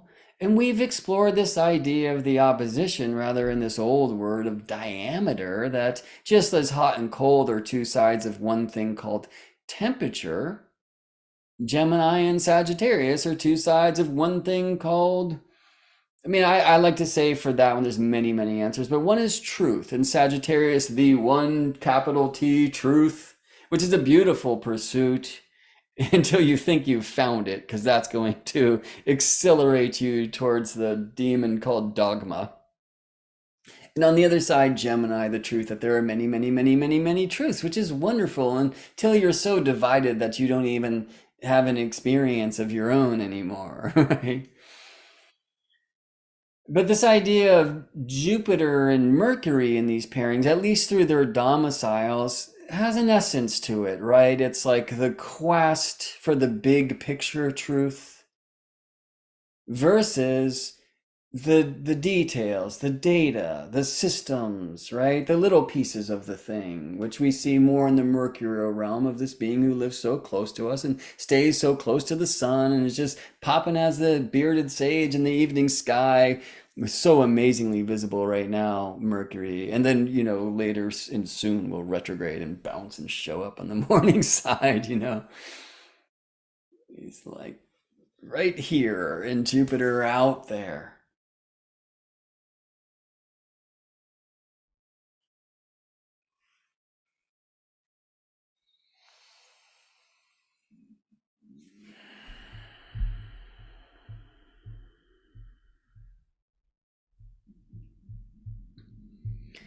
Are Jupiter and Saturn opposites? Complements? Is Saturn opposite the moon and the sun?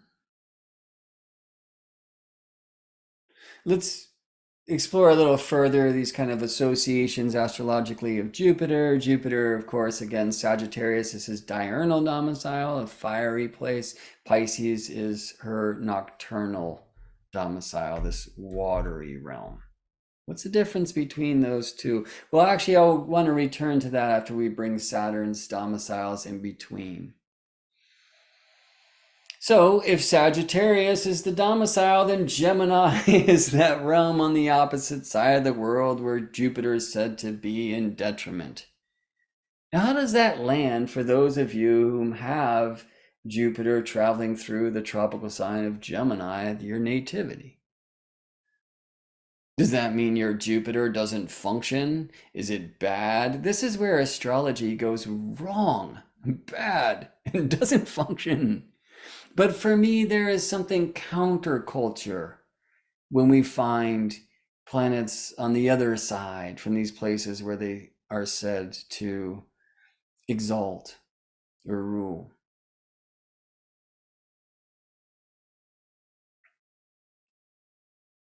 Sagittarius is diurnal domicile, Pisces her nocturnal domicile, and therefore Gemini and Virgo signs of exile. And this, I think, is easiest to explore through entertaining the question of big picture versus little picture, or the vision versus the details. How do they work together as a pole?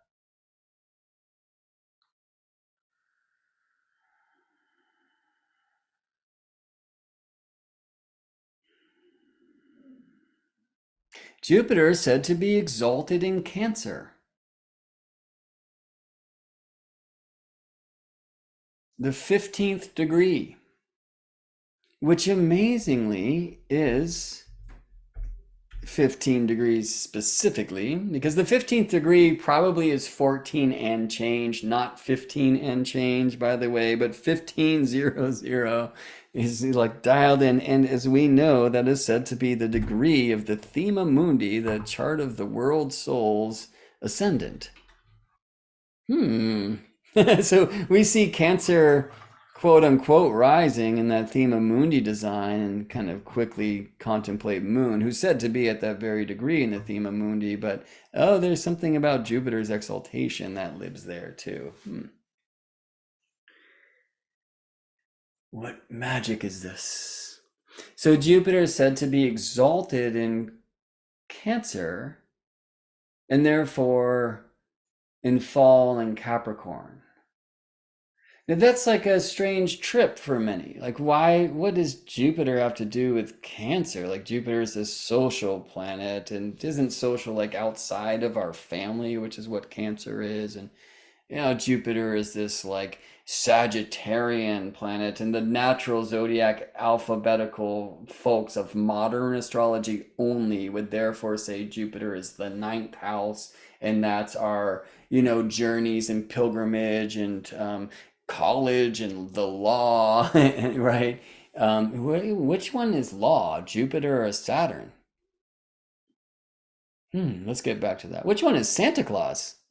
Let's get back to that too. Anyway, how can Jupiter be Cancer? Well, interestingly, we know that traditionally planets are said to rule signs, Jupiter, Sagittarius, and Pisces, but that they do not rule houses.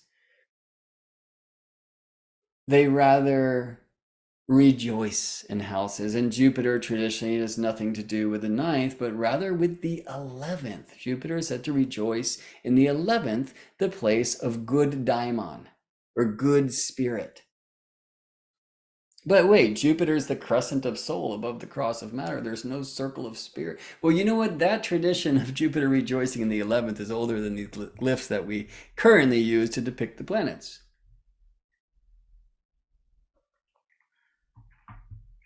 Though I would say the image of the circle as spirit goes much back, further back. Anyway, why Jupiter in the 11th in good spirit?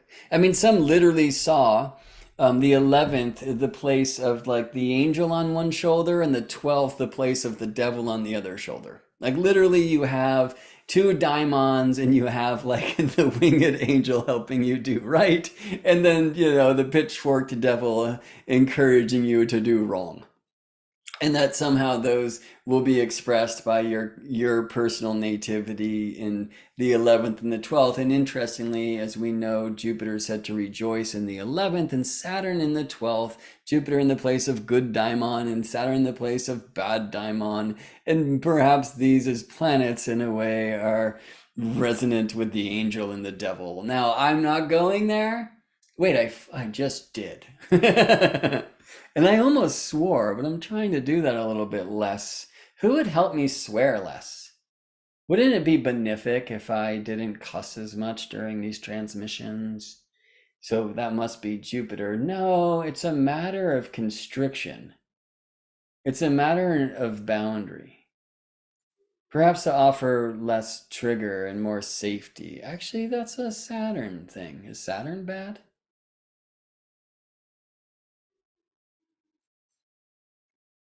Rejoice is in the 11th, a place of good daimon. Now, the 11th is also groups, teams, hopes. Remember, it is Jove, Zeus, Jupiter, who put hope in the bottom of Pandora's box, which he created, but it said the others put all those terrible things into it for us to experience on Earth so we can, I think, more deeply feel and therefore more deeply heal and therefore more deeply know and hopefully more expansively grow.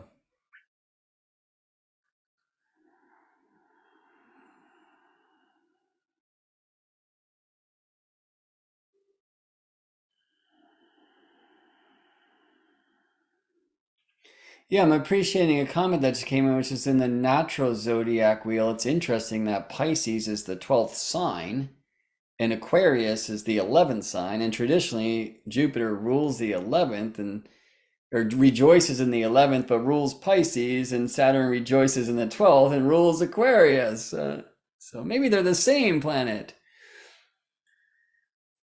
Fascinating, right? And the rejoicing map is not associated with any of the 12. It's not an Aries rising thing, and therefore Jupiter rejoices in Aquarius because Aquarius is the 11th sign. Or it's a Cancer rising Thema Mundi thing, and therefore Jupiter rejoices in Taurus because Taurus is the 11th of the Cancer map. I was born with Gemini rising. That means Aries is my 11th whole sign, and so Jupiter said to rejoice for me.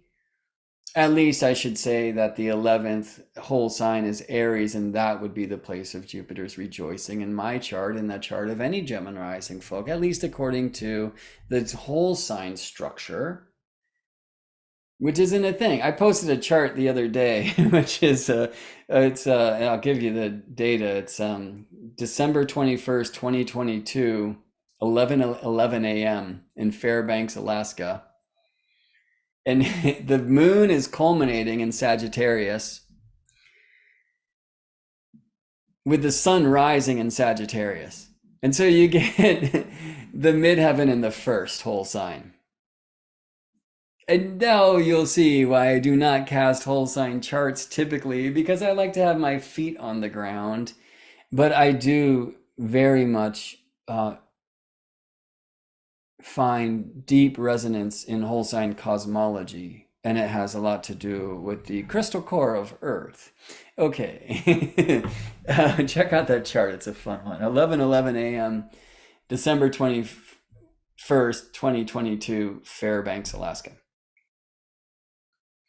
Try to find the right house system for that chart. I dare you. Who dares you? Jupiter or Saturn? Probably Mars. Where is Mars? Which shoulder is Mars on?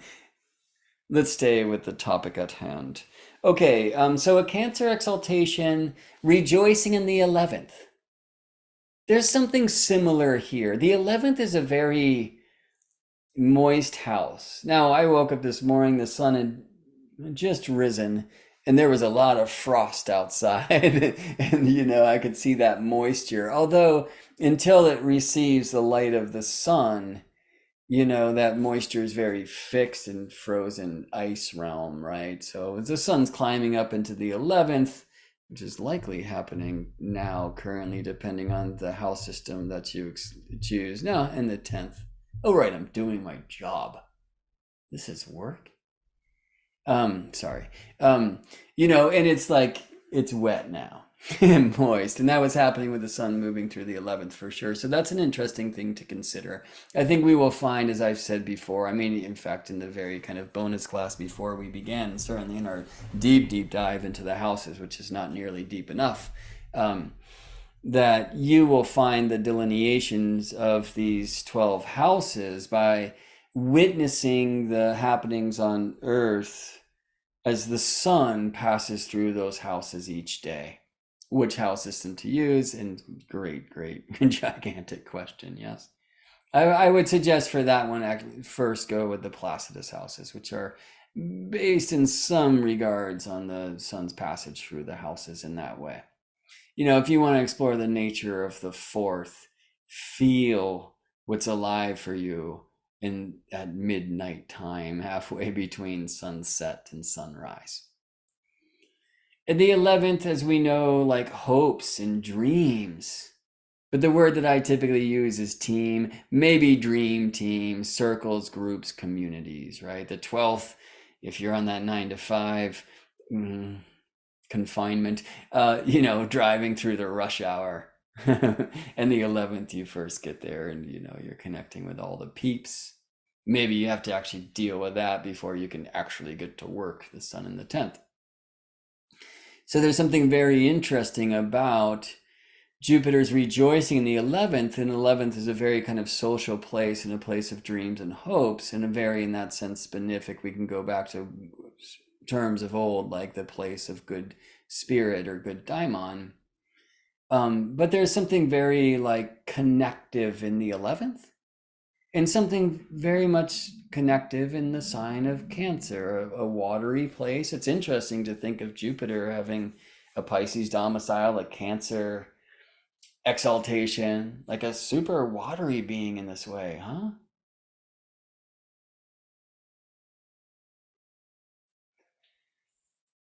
And water, again, I think best expressed. I think this was the key that was first offered by my friend Gary Caton to me. Of each grain of sand stands upon its own until the wave comes in to make it one clay, right? And that is like an 11th and kind of a Cancer wetness thing, bringing us together. If you get to the myths, Jupiter is the one that will punish you in quite miserable ways in the plains of Hades. If you do not treat each random stranger who appears at your door as family,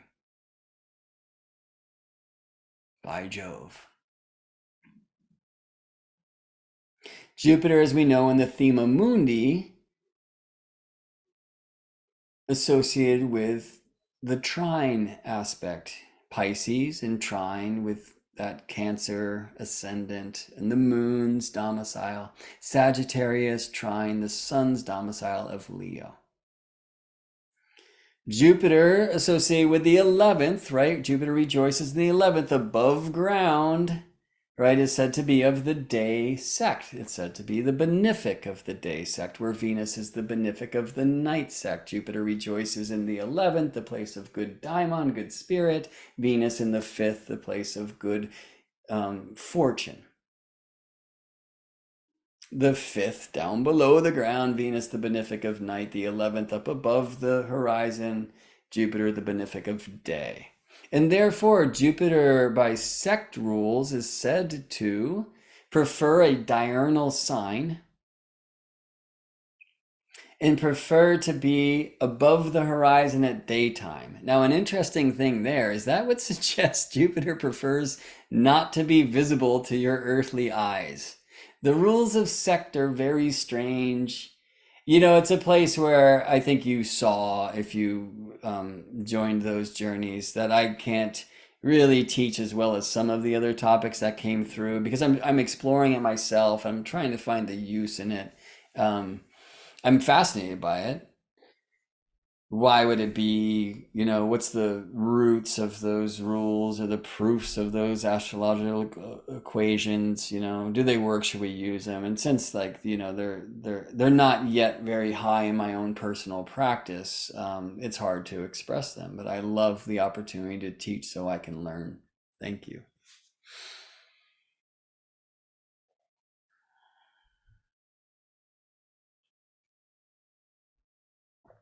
As a member of the day team, Jupiter is associated through triplicity with the trigons, which now we call elements of the signs associated with air and with fire. Jupiter is said to be the lord of the fire triplicity, the principal lord of the fire triplicity for the night birth. So if you're born with the sun below the horizon, Jupiter is said to be the first lord of the fire signs.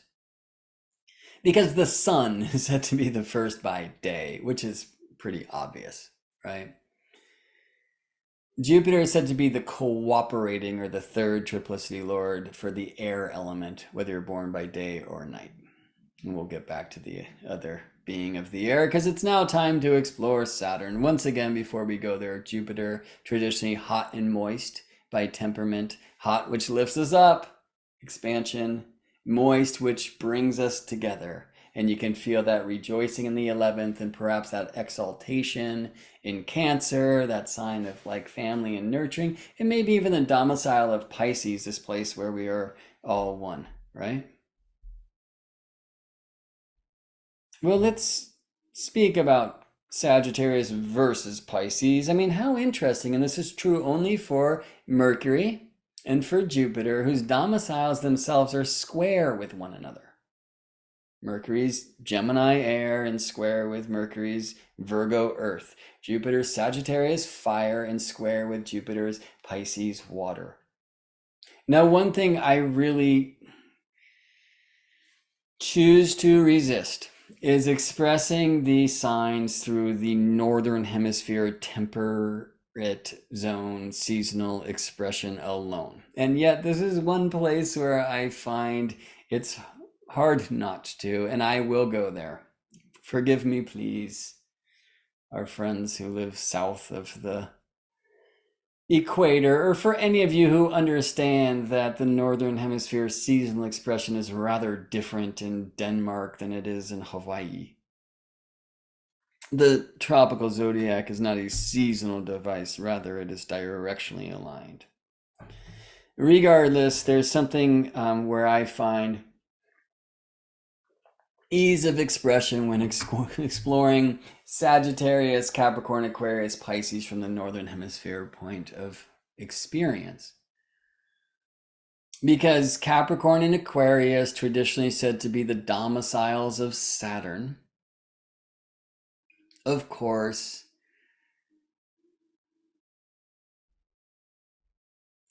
host the travel of the sun during the coldest months of the northern hemisphere experience, right? As the sun ingresses Capricorn and shines directly above Earth's Tropic of Capricorn, it is furthest from the northern hemisphere spaces.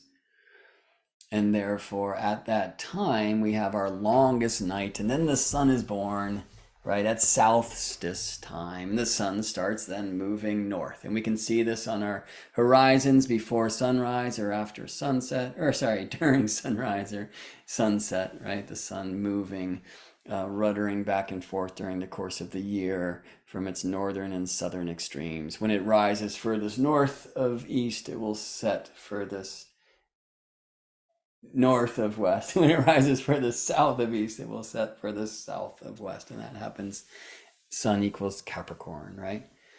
So it's hard not to see the seasonal expression of Saturn's domiciles of Capricorn and Aquarius being associated with winter cold.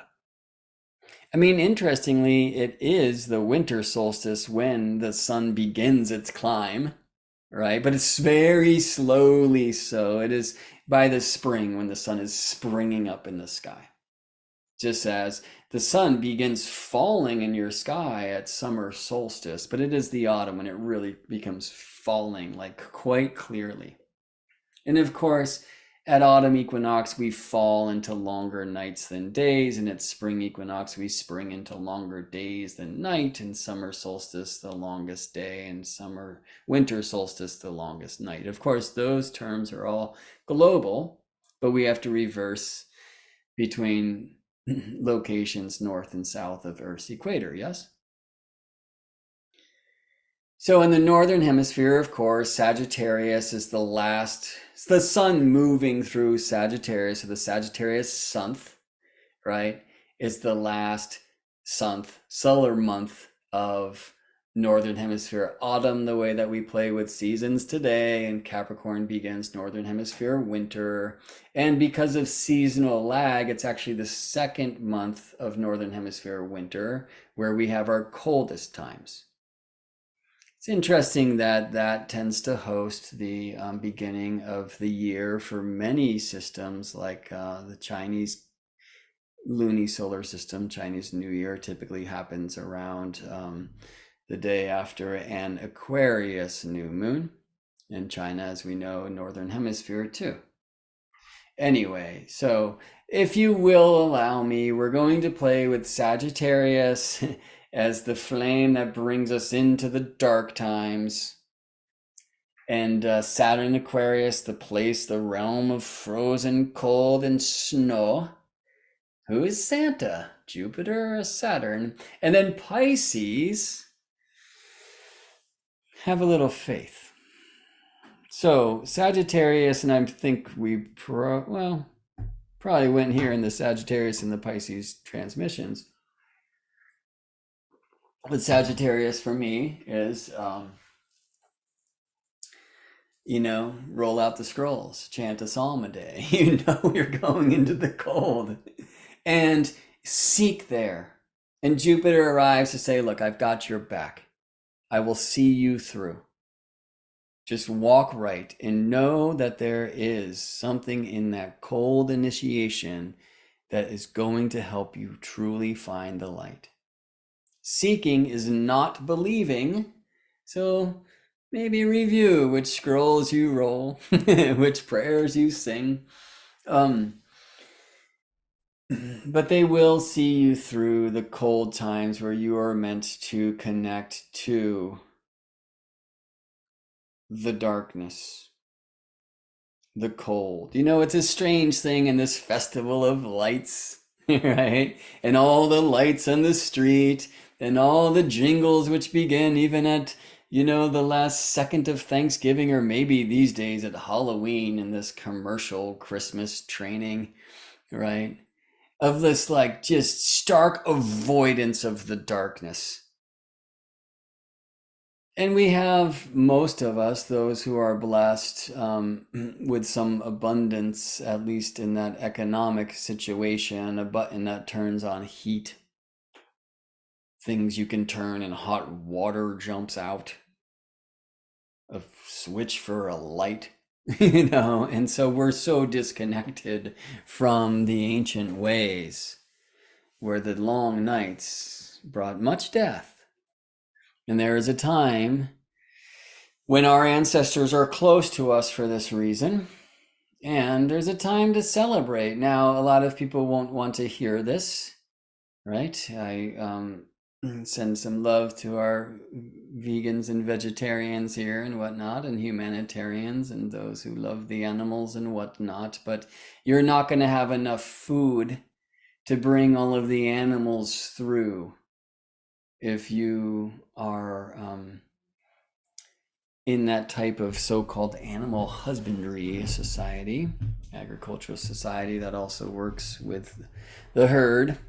And so many of them are slaughtered because you can't give your food to the animals, right? Or else you have to give your life instead of theirs. Who would, Anyway, I don't want to go too deep there. But this arranges for a great feast. Part of the great feast is also to celebrate the truth that not all of us are going to make it through. And in some ways, it is like what is that meal, the last meal before the end? Anyway, so consider that when we look into the traditions of Saturnalia at solstice time, the sun at the south, winter solstice time, northern hemisphere. When we look at the traditions of Yule and other places, there's a lot of Saturn there. And somebody wrote in the, wrote Dana Carvey's Satan/Santa. Well, that goes way, way back before Dana Carvey. So Dana would bring that to us as a joke. But you can find many traditions where Santa wasn't some jolly, sweet guy drinking a Coca-Cola, but rather a rather stern, and even demonic presence, which is pretty interesting. And Santa and Saturnalia and Saturn and Satan, and there's some really interesting things there. Kaylee writes Krampus, indeed, and some many other traditions as well. It's a pretty interesting trip. Woden and Odin, and I don't need us to get us lost right now on the Christmas trip. I see a mushroom pop up. That's one potential connection to the Santa thing. People lose a lot though when they eat only that fungus. There's so much more to the astronomical roots of the Christmas births of many solar deities and even the North Pole elf and the jolly essence to bring us through the dark of night. So Saturn in this northern hemisphere experience, of course, has homes in these places of cold, of darkness, and interestingly, where the light starts to grow, where the light is reborn.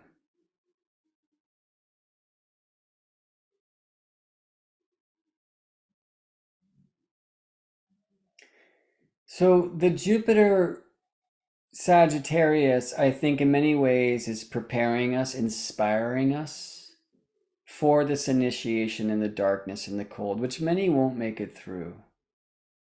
There's this entanglement with death, this honoring of death as one gate of life. And Pisces on the other side, it is here comes the light. Have a little faith. I told you you would make it through. I told you it'd be good for you. What did you learn in the darkness? And now the light returns. Here comes the sun. It's been a long, cold, dreary winter. Sings to us George Harrison, born with a Pisces sun in a place with long winter nights, Liverpool. When the pools are actually probably quite frozen and hosting the etchings of skates.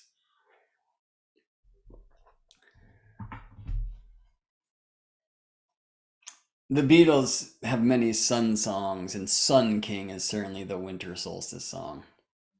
Everyone is happy. Everyone is laughing. It doesn't sound like it, dudes. Right. Because we need to, even though we're freezing, like force the joy to show the guides and guidesses that we have faith that we will make it through. You feel me? Now, we don't have to do this only in a Northern Hemisphere trip. We can take this into a fractal, turn the year into a day experience. Now, I will also say that just like the Southern Hemisphere seasonal experience of Sagittarius, Capricorn, Aquarius, Pisces has much to explore as well. I love the work of Yulia Simas there, the head of the Cosmic Intelligence Agency, excuse me, which is hosted and or headquartered in Melbourne, Australia, down under.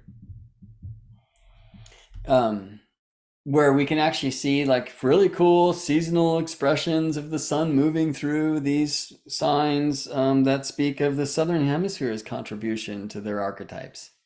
It's really brilliant work to explore. So many of you were born down there, live down there, where the Northern Hemisphere is your down, of course. But let's bring this to the daily expression, right? If winter solstice is midnight, of course, true midnight, halfway between sunset and sunrise, is the IC, the Imam Cele, or actually when the sun visits that bottom of the heavens, right? The cusp of a quadrant, third and fourth.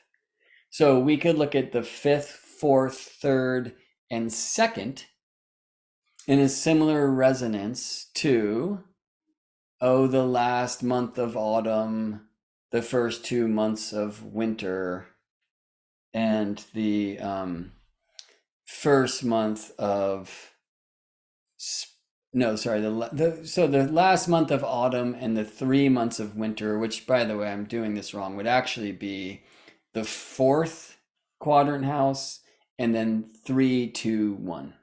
Blast off, Voyager. Because 3, 2, 1 is the coming up of the sun, which is actually winter. Right? And then sunrise is the spring, right? So, I mean, you can feel this in 4, 3, 2, 1. Okay.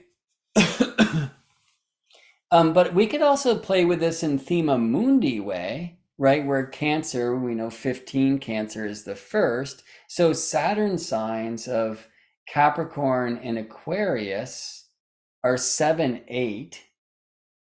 And Jupiter signs of Pisces and Sagittarius are the um, ninth, right? Not Sagittarius, Pisces, the ninth of the Thema Mundi chart, the Cancer rising, so Pisces is the ninth, and then Sagittarius the sixth. It like just blows the mind of the modern alphabet locked into the Aries map astrologer, right? But think about that of like ninth, eighth, seventh, sixth. Now that would go opposite in that kind of order of Pisces says like roll out the scrolls and say a little prayer. Here it would be Pisces because it's Aquarius and then Capricorn, which would bring the sun underground. And it just doesn't work like that anyway. So all those words might have just been super confusing, but it's important to remember, and this is one of the significant issues with the quote unquote natural zodiac, that the signs rise and reach and rest in root too. They move through the houses, yes?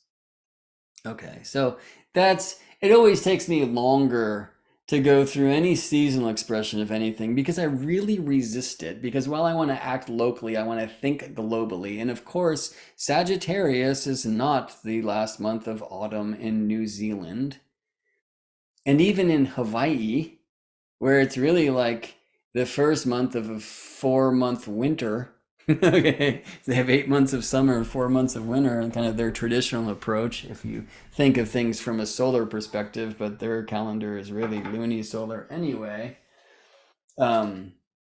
It's important for us to remember that the seasonal experience in Scandinavia is much different than it is in California, even. All right, I think you feel me. All right. I would, however, encourage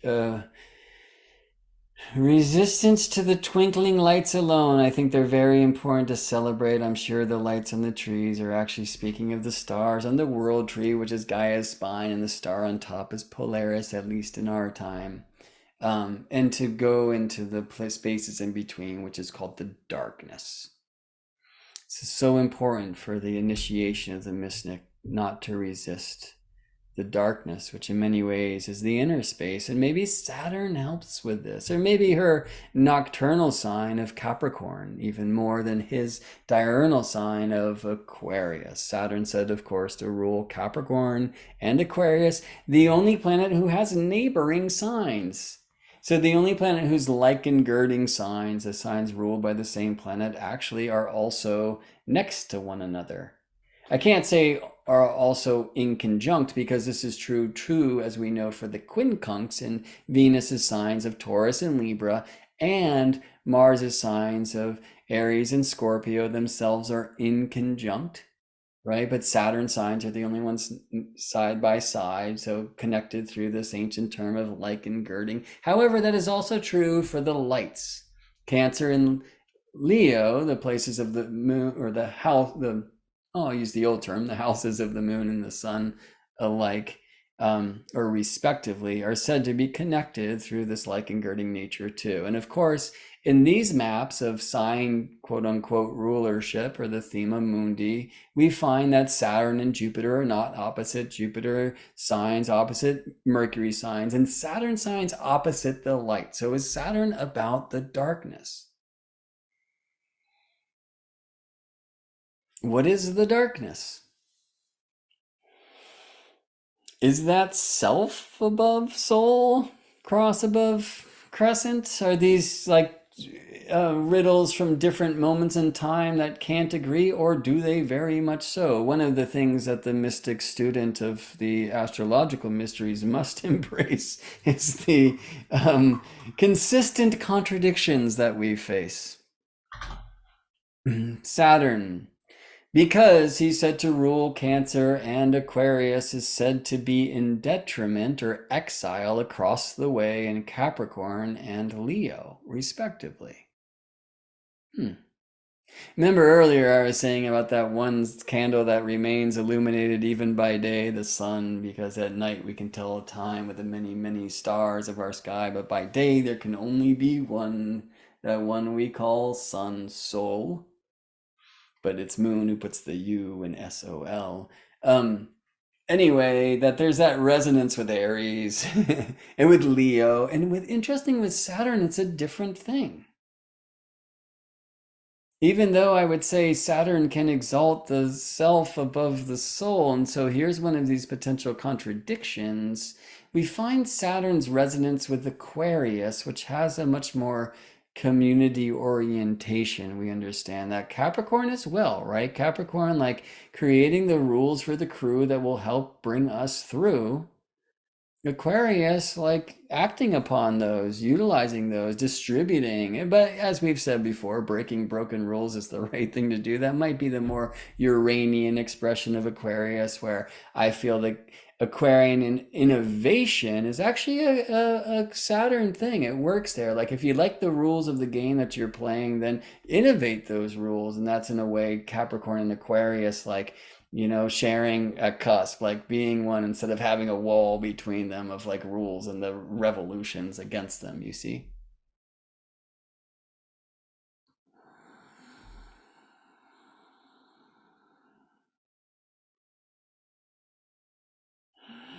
So Saturn's detriment in Leo. And because Saturn's exalted in Libra, specifically in the 21st degree, Saturn's said to be in fall in Aries. There's this opposition to the sun, not only in domicile, Aquarius versus Leo, but also in exaltation.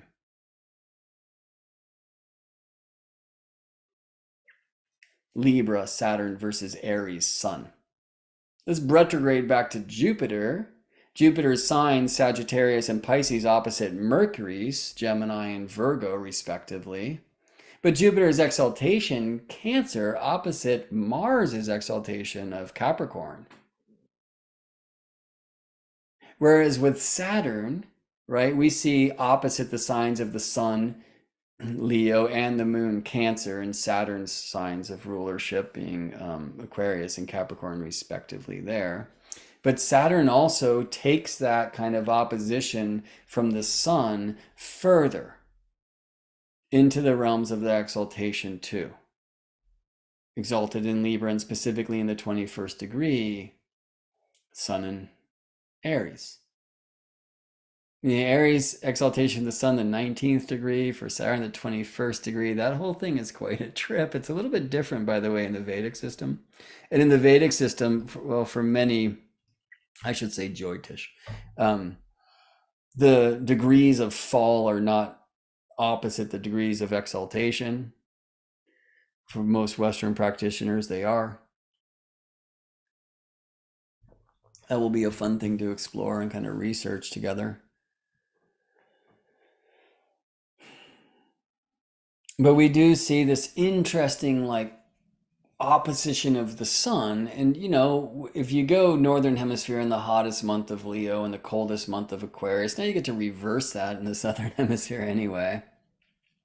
But if we go with Aries and Leo, these signs that have a lot of selfness and the inner mounted flame, the spark for that, and Leo fixing that spark so it doesn't rage out of control, but rather can offer the heat so we can party all night long to my own radiant light. It doesn't really feel like Saturn self over matter on the opposite side, because Aquarius and Libra, there's many, many signs that speak a little bit more towards like selfless. I will say that lives in Aquarius in the truth that like Aquarius doesn't really happen without group. In Libra doesn't really happen without another. An other, I guess is how that language works, isn't it? to be seen through the other's eyes, to allow them to see themselves through mine. Now, that kind of relational essence of Libra, we can really feel the Venus, right? This goddess of love. But the balance, justice, equality version of Libra, which, by the way, births the fifth, the child, Libra, Scorpio, Sagittarius, Capricorn, Aquarius. Aquarius is the fifth of Libra, 159 is always trine. Equality, Libra, births equanimity, Aquarius, right? Just as relationship, Libra, births community, Aquarius. Now that relationship side of Libra, much more of a Venusian thing, but this equality side of Libra, this justice, that sword, right? That Dike holds and her mother Themis before her. Like, that's much more of a Saturnian thing. And it's one of the gifts of rules when the game is good. Yeah? So who is law, Jupiter or Saturn? Well, now there's law of heaven and law of earth. Or, oh, I'll say it the old way. There's the law of the gods and the law of man. And that's the old ways, because I would prefer to say human. So maybe we say humanity, and the old word for that is pneumos. Whereas heavenly law is Themis, who in the myths was a wife of Jupiter, his second. He ate his first, metis, which means mind. And that's an interesting thing with which to play, because Jupiter, who throws thunderbolts around and lives in the dome of Olympus, might feel a lot like the brain. Oh, brain, wouldn't that Mercury and thinking, and isn't the neurological transmissions and electrical impulses Mercury or even Uranus? I don't know. Dude lives in the dome and throws lightning bolts, and that's actually pretty brain. Where Saturn, the sickle, the agriculture, the the death. There's something so earthly in this, something so rooted. And interestingly, it's Pisces that has the feet, according to the tradition, but the foot bone connected to the ankle bone, which is an Aquarian space, and then we get up into our Capricornian realms and the knees, and then Sagittarius, like the quads and the hips.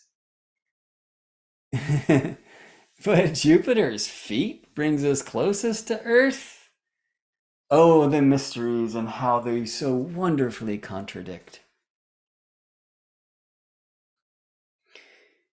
Libra, we so often go to Venus. We so often go to love, relationship. Why shouldn't we? But let us also spend some time with Saturn's Libra in balance and harmony. And it's interesting to explore the truth that, for example, while Jupiter's sign of exaltation, Cancer, has a trine with Jupiter's sign of domicile, Pisces. Interesting, his nocturnal domicile. And we've gone too long here. Saturn's starting to say, constrict, Brett. But we should explore, and you can on your own. We've said some things about this along the way. Look at how the exaltation signs relate to the domiciles of the planets. Look at the benefic malefic structure, and you'll actually get to see something about how Jupiter breaks the rules. So Saturn's sign of exaltation, Libra, has this strong square with one of these signs he's said to rule, Capricorn, but then a trine with the other, Aquarius. And in the Thema Mundi, Saturn's actually associated with the opposition, the diameter, which is said to be traditionally, as is Saturn, the most malefic planet. Saturn, sign of Aquarius, opposite the sign of the Sun, Leo. Saturn, sign of Capricorn, opposite the sign of the Moon, Cancer. The opposition. Jupiter the trine, Saturn the opposition, Jupiter the trine. And yet, in this kind of Libra, Saturn's exaltation to in trine with Saturn's Aquarius, again, like equality will birth equanimity. Um, Harmony will birth the opportunity for community. It's not the word I want to use there, but I can't find the one I do. That's square with Capricorn. Like, it ain't easy to make the rules, and it ain't easy to, like, hold the scales and the sword to make it so.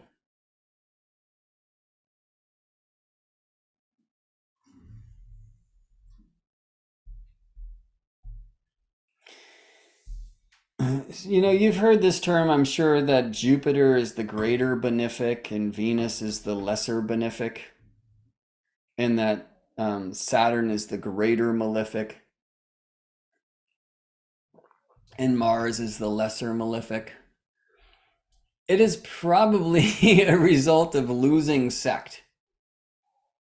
Because in the sect considerations, we simply learn that Jupiter, who rejoices in the 11th above the ground as of the day sect, Venus, who rejoices in the 5th below the ground as of the night sect. So actually, Jupiter, the benefic of the day, and Venus, the benefic of the night.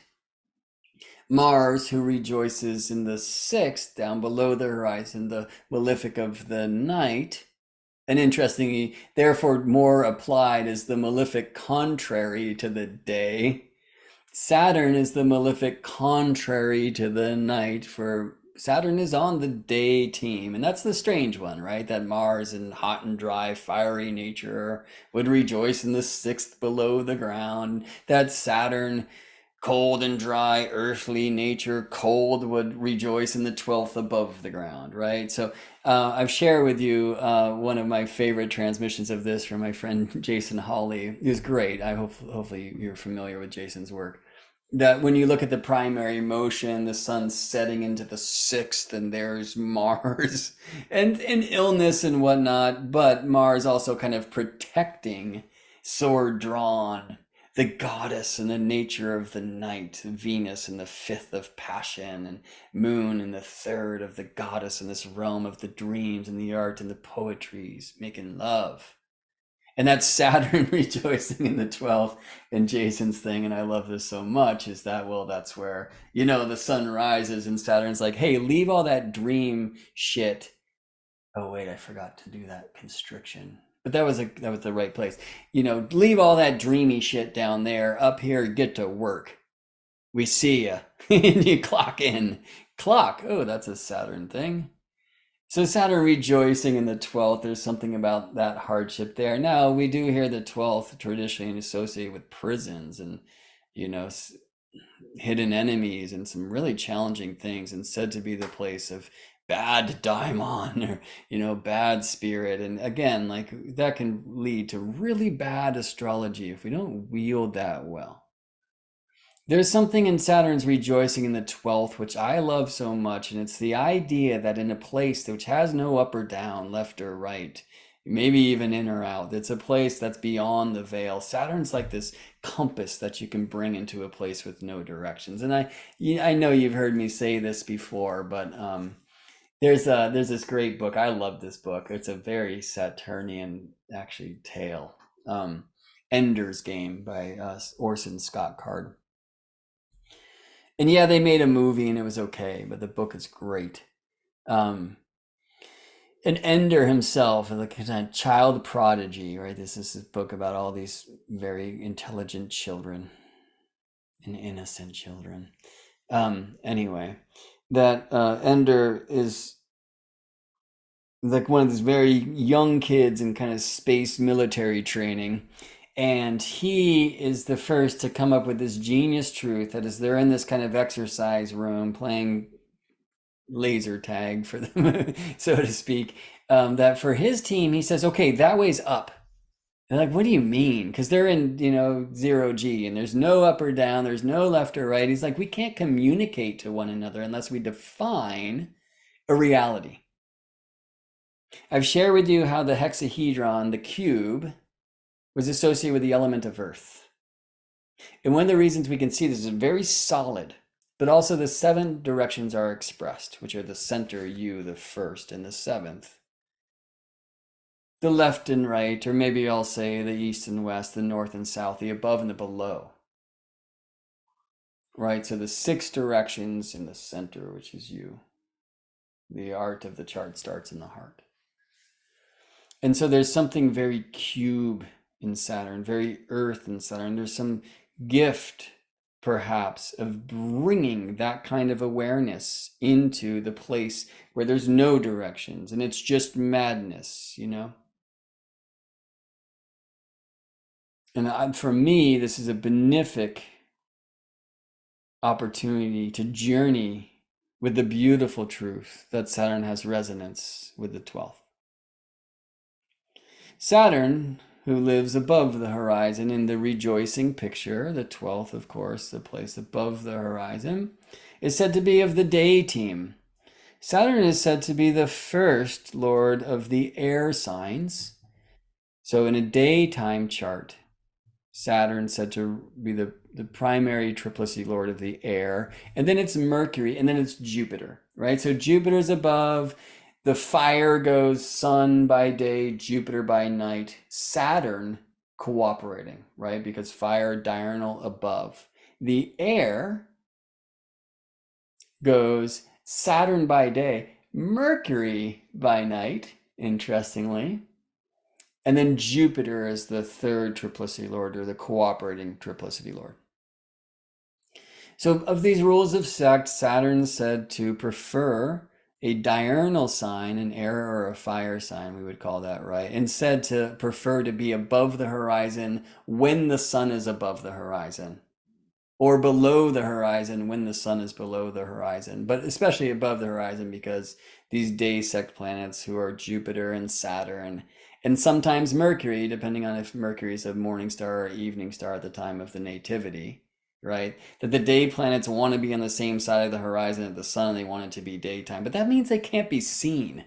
I'm really tripped out by that. Why would it be that Moon and Venus and Mars, by the rules of sect, prefer to be seen, while Jupiter and Saturn and Mercury, when a daytime planet, prefer not to be seen? And Mercury's connection with the air element through the system of triplicity, at least according to the Dorothean system, and no connection to the earth or the water elements, where we find Moon, Venus, and Mars of the night sect. By day, in the diurnal signs of air and fire, we find Sun for fire, Jupiter, Saturn, and for air, Jupiter and Saturn. But Mercury, I mean, does that suggest that the thing prefers Mercury as a morning star? Hard to say. The mysteries. And so as we reach our close here, I really hesitate to do this because, you know, this is literally just the beginning.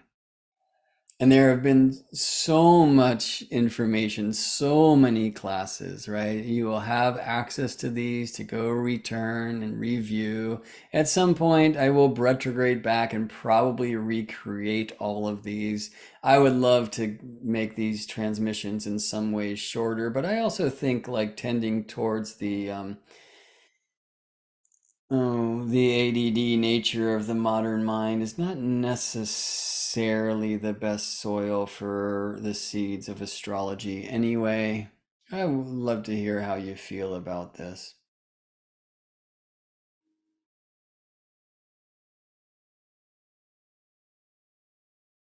But, you know, you'll have access to go review or witness the classes that you missed. I'll have access to create them. There will be more down the road. I'm gonna like branch off for a bit and do some more like kind of optional um, workshops The first one that comes to mind is on time and natural time, which I've spoken about a bunch, right? How do we connect to the natural time of the day instead of these civil hours of 60 minutes of 60 seconds and click, click, click? And how is it the same time here as it is in Lake Tahoe, like hundreds of miles away?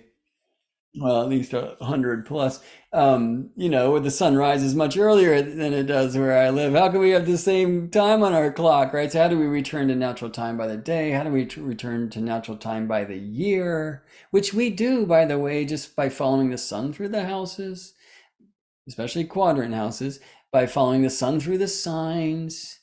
Well, that's golden time. How do we return to silver time? And so that, in a sense, is meant to be in the fabric of the silver year transmissions, where I'm going to start really bringing in timing techniques.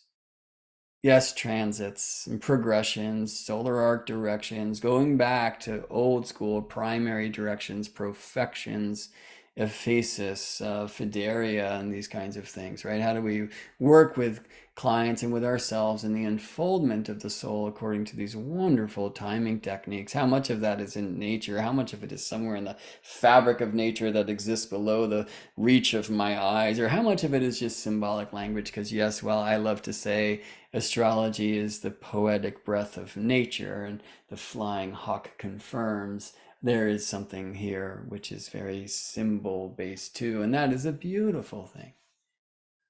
So early next year, I'm going to have at least a weekend workshop. I'm not sure about keeping time, keeping the days, keeping the years.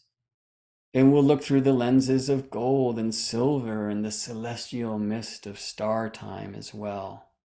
And I'm really looking forward to having a conversation with my friend Mark Elmy, who's an Englishman, but he's very much integrated into the ancient tradition of Mayan day keeping. Has lived in Guatemala for decades now, I believe. I'm excited to actually ask him some of those questions again when we first connect. But also ask him about, when he was a kid in the UK celebrating Yule and whatever that may have been. Solstices and equinoxes, does that happen in a place that's keeping like sacred count of 260 days cycles, like one of the principal sacred calendars of many of the Mesoamerican traditions? But then there's also an annular calendar as well called the Hub, and exploring actually perhaps a better way to do a leap day, a much more organic, natural thing, which I find to be clear and actually bring some contradictions to our current understanding of some of these ancient cycles. But Mark and I know I kind of agree in a genius thing that's not yet known to like kind of the contemporary practice of some of the day keeping traditions, but feels like absolutely right. And then I find like a little glitch in the matrix when I open that jar. And so that's something that I'll be exploring with Mark. On Solstice, actually. So I invite you to tune in to that with me. I sent you all a link before. I will put that for those of you who are watching this in review at a time that I currently perceive to be the future. I will put that as a bonus class transmission in the bonus class page of the Golden Year. And then I'm really excited to help bring astrologers into what I feel is like kind of personally, I feel is a necessary masterclass transmission of recreating the calendar and getting into the calendar calisthenics and calendar kung fu and seeing it ain't easy. And actually this Gregorian thing, it's maybe not as like disharmonic as we've been taught, but we can do it better. And we should follow the sun, and we should follow the moon, and we should follow the stars. And to bring them all into union is a quite tricky and beautiful magical mystery indeed. So I hope you'll join me for that. It's going to look that way, at least for a time next year, of just kind of, one-off workshops. Like the eclipse classes, many of you are involved in, which are still ongoing. I still need to finish that, and I'll be getting a message out to you all soon about a time in January where we will do so. I will be teaching astronomy classes for Kepler College and for the Organization for Professional Astrology next year. And we'll definitely invite you to join in that. And then I have a feeling that the silver year will begin in July, but I'm still waiting to receive the image in the dream. I've been waiting for some nudges also in the vision space to kind of complete our journey through the numbers, which I've seen. I will be posting those and sharing those with you, so that there's still some like golden year stuff to retrograde back to. I think the sacred number, the sacred geometry, and the number awareness is really inherent to like get into these keys of 12ness. But in retrograde, I would probably leave that as a different exploration in general. So I don't think I'm going to do classes for 7, for 8, for 9, for 10, for 11, 12. I think I'm going to do one for 7, 8, 9, and one for 10 and 11 and 12. And I'll give you some drawing practices that will help you self-initiate. And then I'm going to do a deeper dive, if you can believe that, just into the structure of sacred number and sacred geometry again. And I'm actually envisioning a tour that will go to the UK, and to Callanish stones and to many of the circles inland south, that will be working with the great lunar standstill cycle. And for those who can come and join us physically, I'm very excited to spend some time with you on Earth. That will probably be in 2024, but we'll be building up towards that by exploring some of the quadrivium mysteries together. And that's one thing that I've meant to dream into the silver year. And I think it still lives there, and I'm not sure, but certainly otherwise, in bringing the number in time, frequency, the harmony thing in here, as it really helps us sensualize and embody these mysteries, which can really they can die when they're found in the mind alone. All right. It has been such a joy to spend time with so many of you personally. The study groups will probably find a way. I'm not sure if it's going to happen before the holidays, but in January we'll have some time to connect. And I should also say, on Friday at 10 a.m. So the solstice thing, the conversation on time with Mark Elmy will be on this Wednesday, on the solstice, December 21st at 1 p.m. Pacific. I'm going to put a link in the chat right now for those of you who are here live. You can click that, or you can click the ... to save this chat. I look forward to reviewing it. It's been some amazing shares here. I was watching it for some time, and I'm already have a hard time keeping track and staying on pace, Anyway, but so there, and I'll put this little description also in the chat. But yeah, please click that link to register. You'll get a recording if you can't make it live.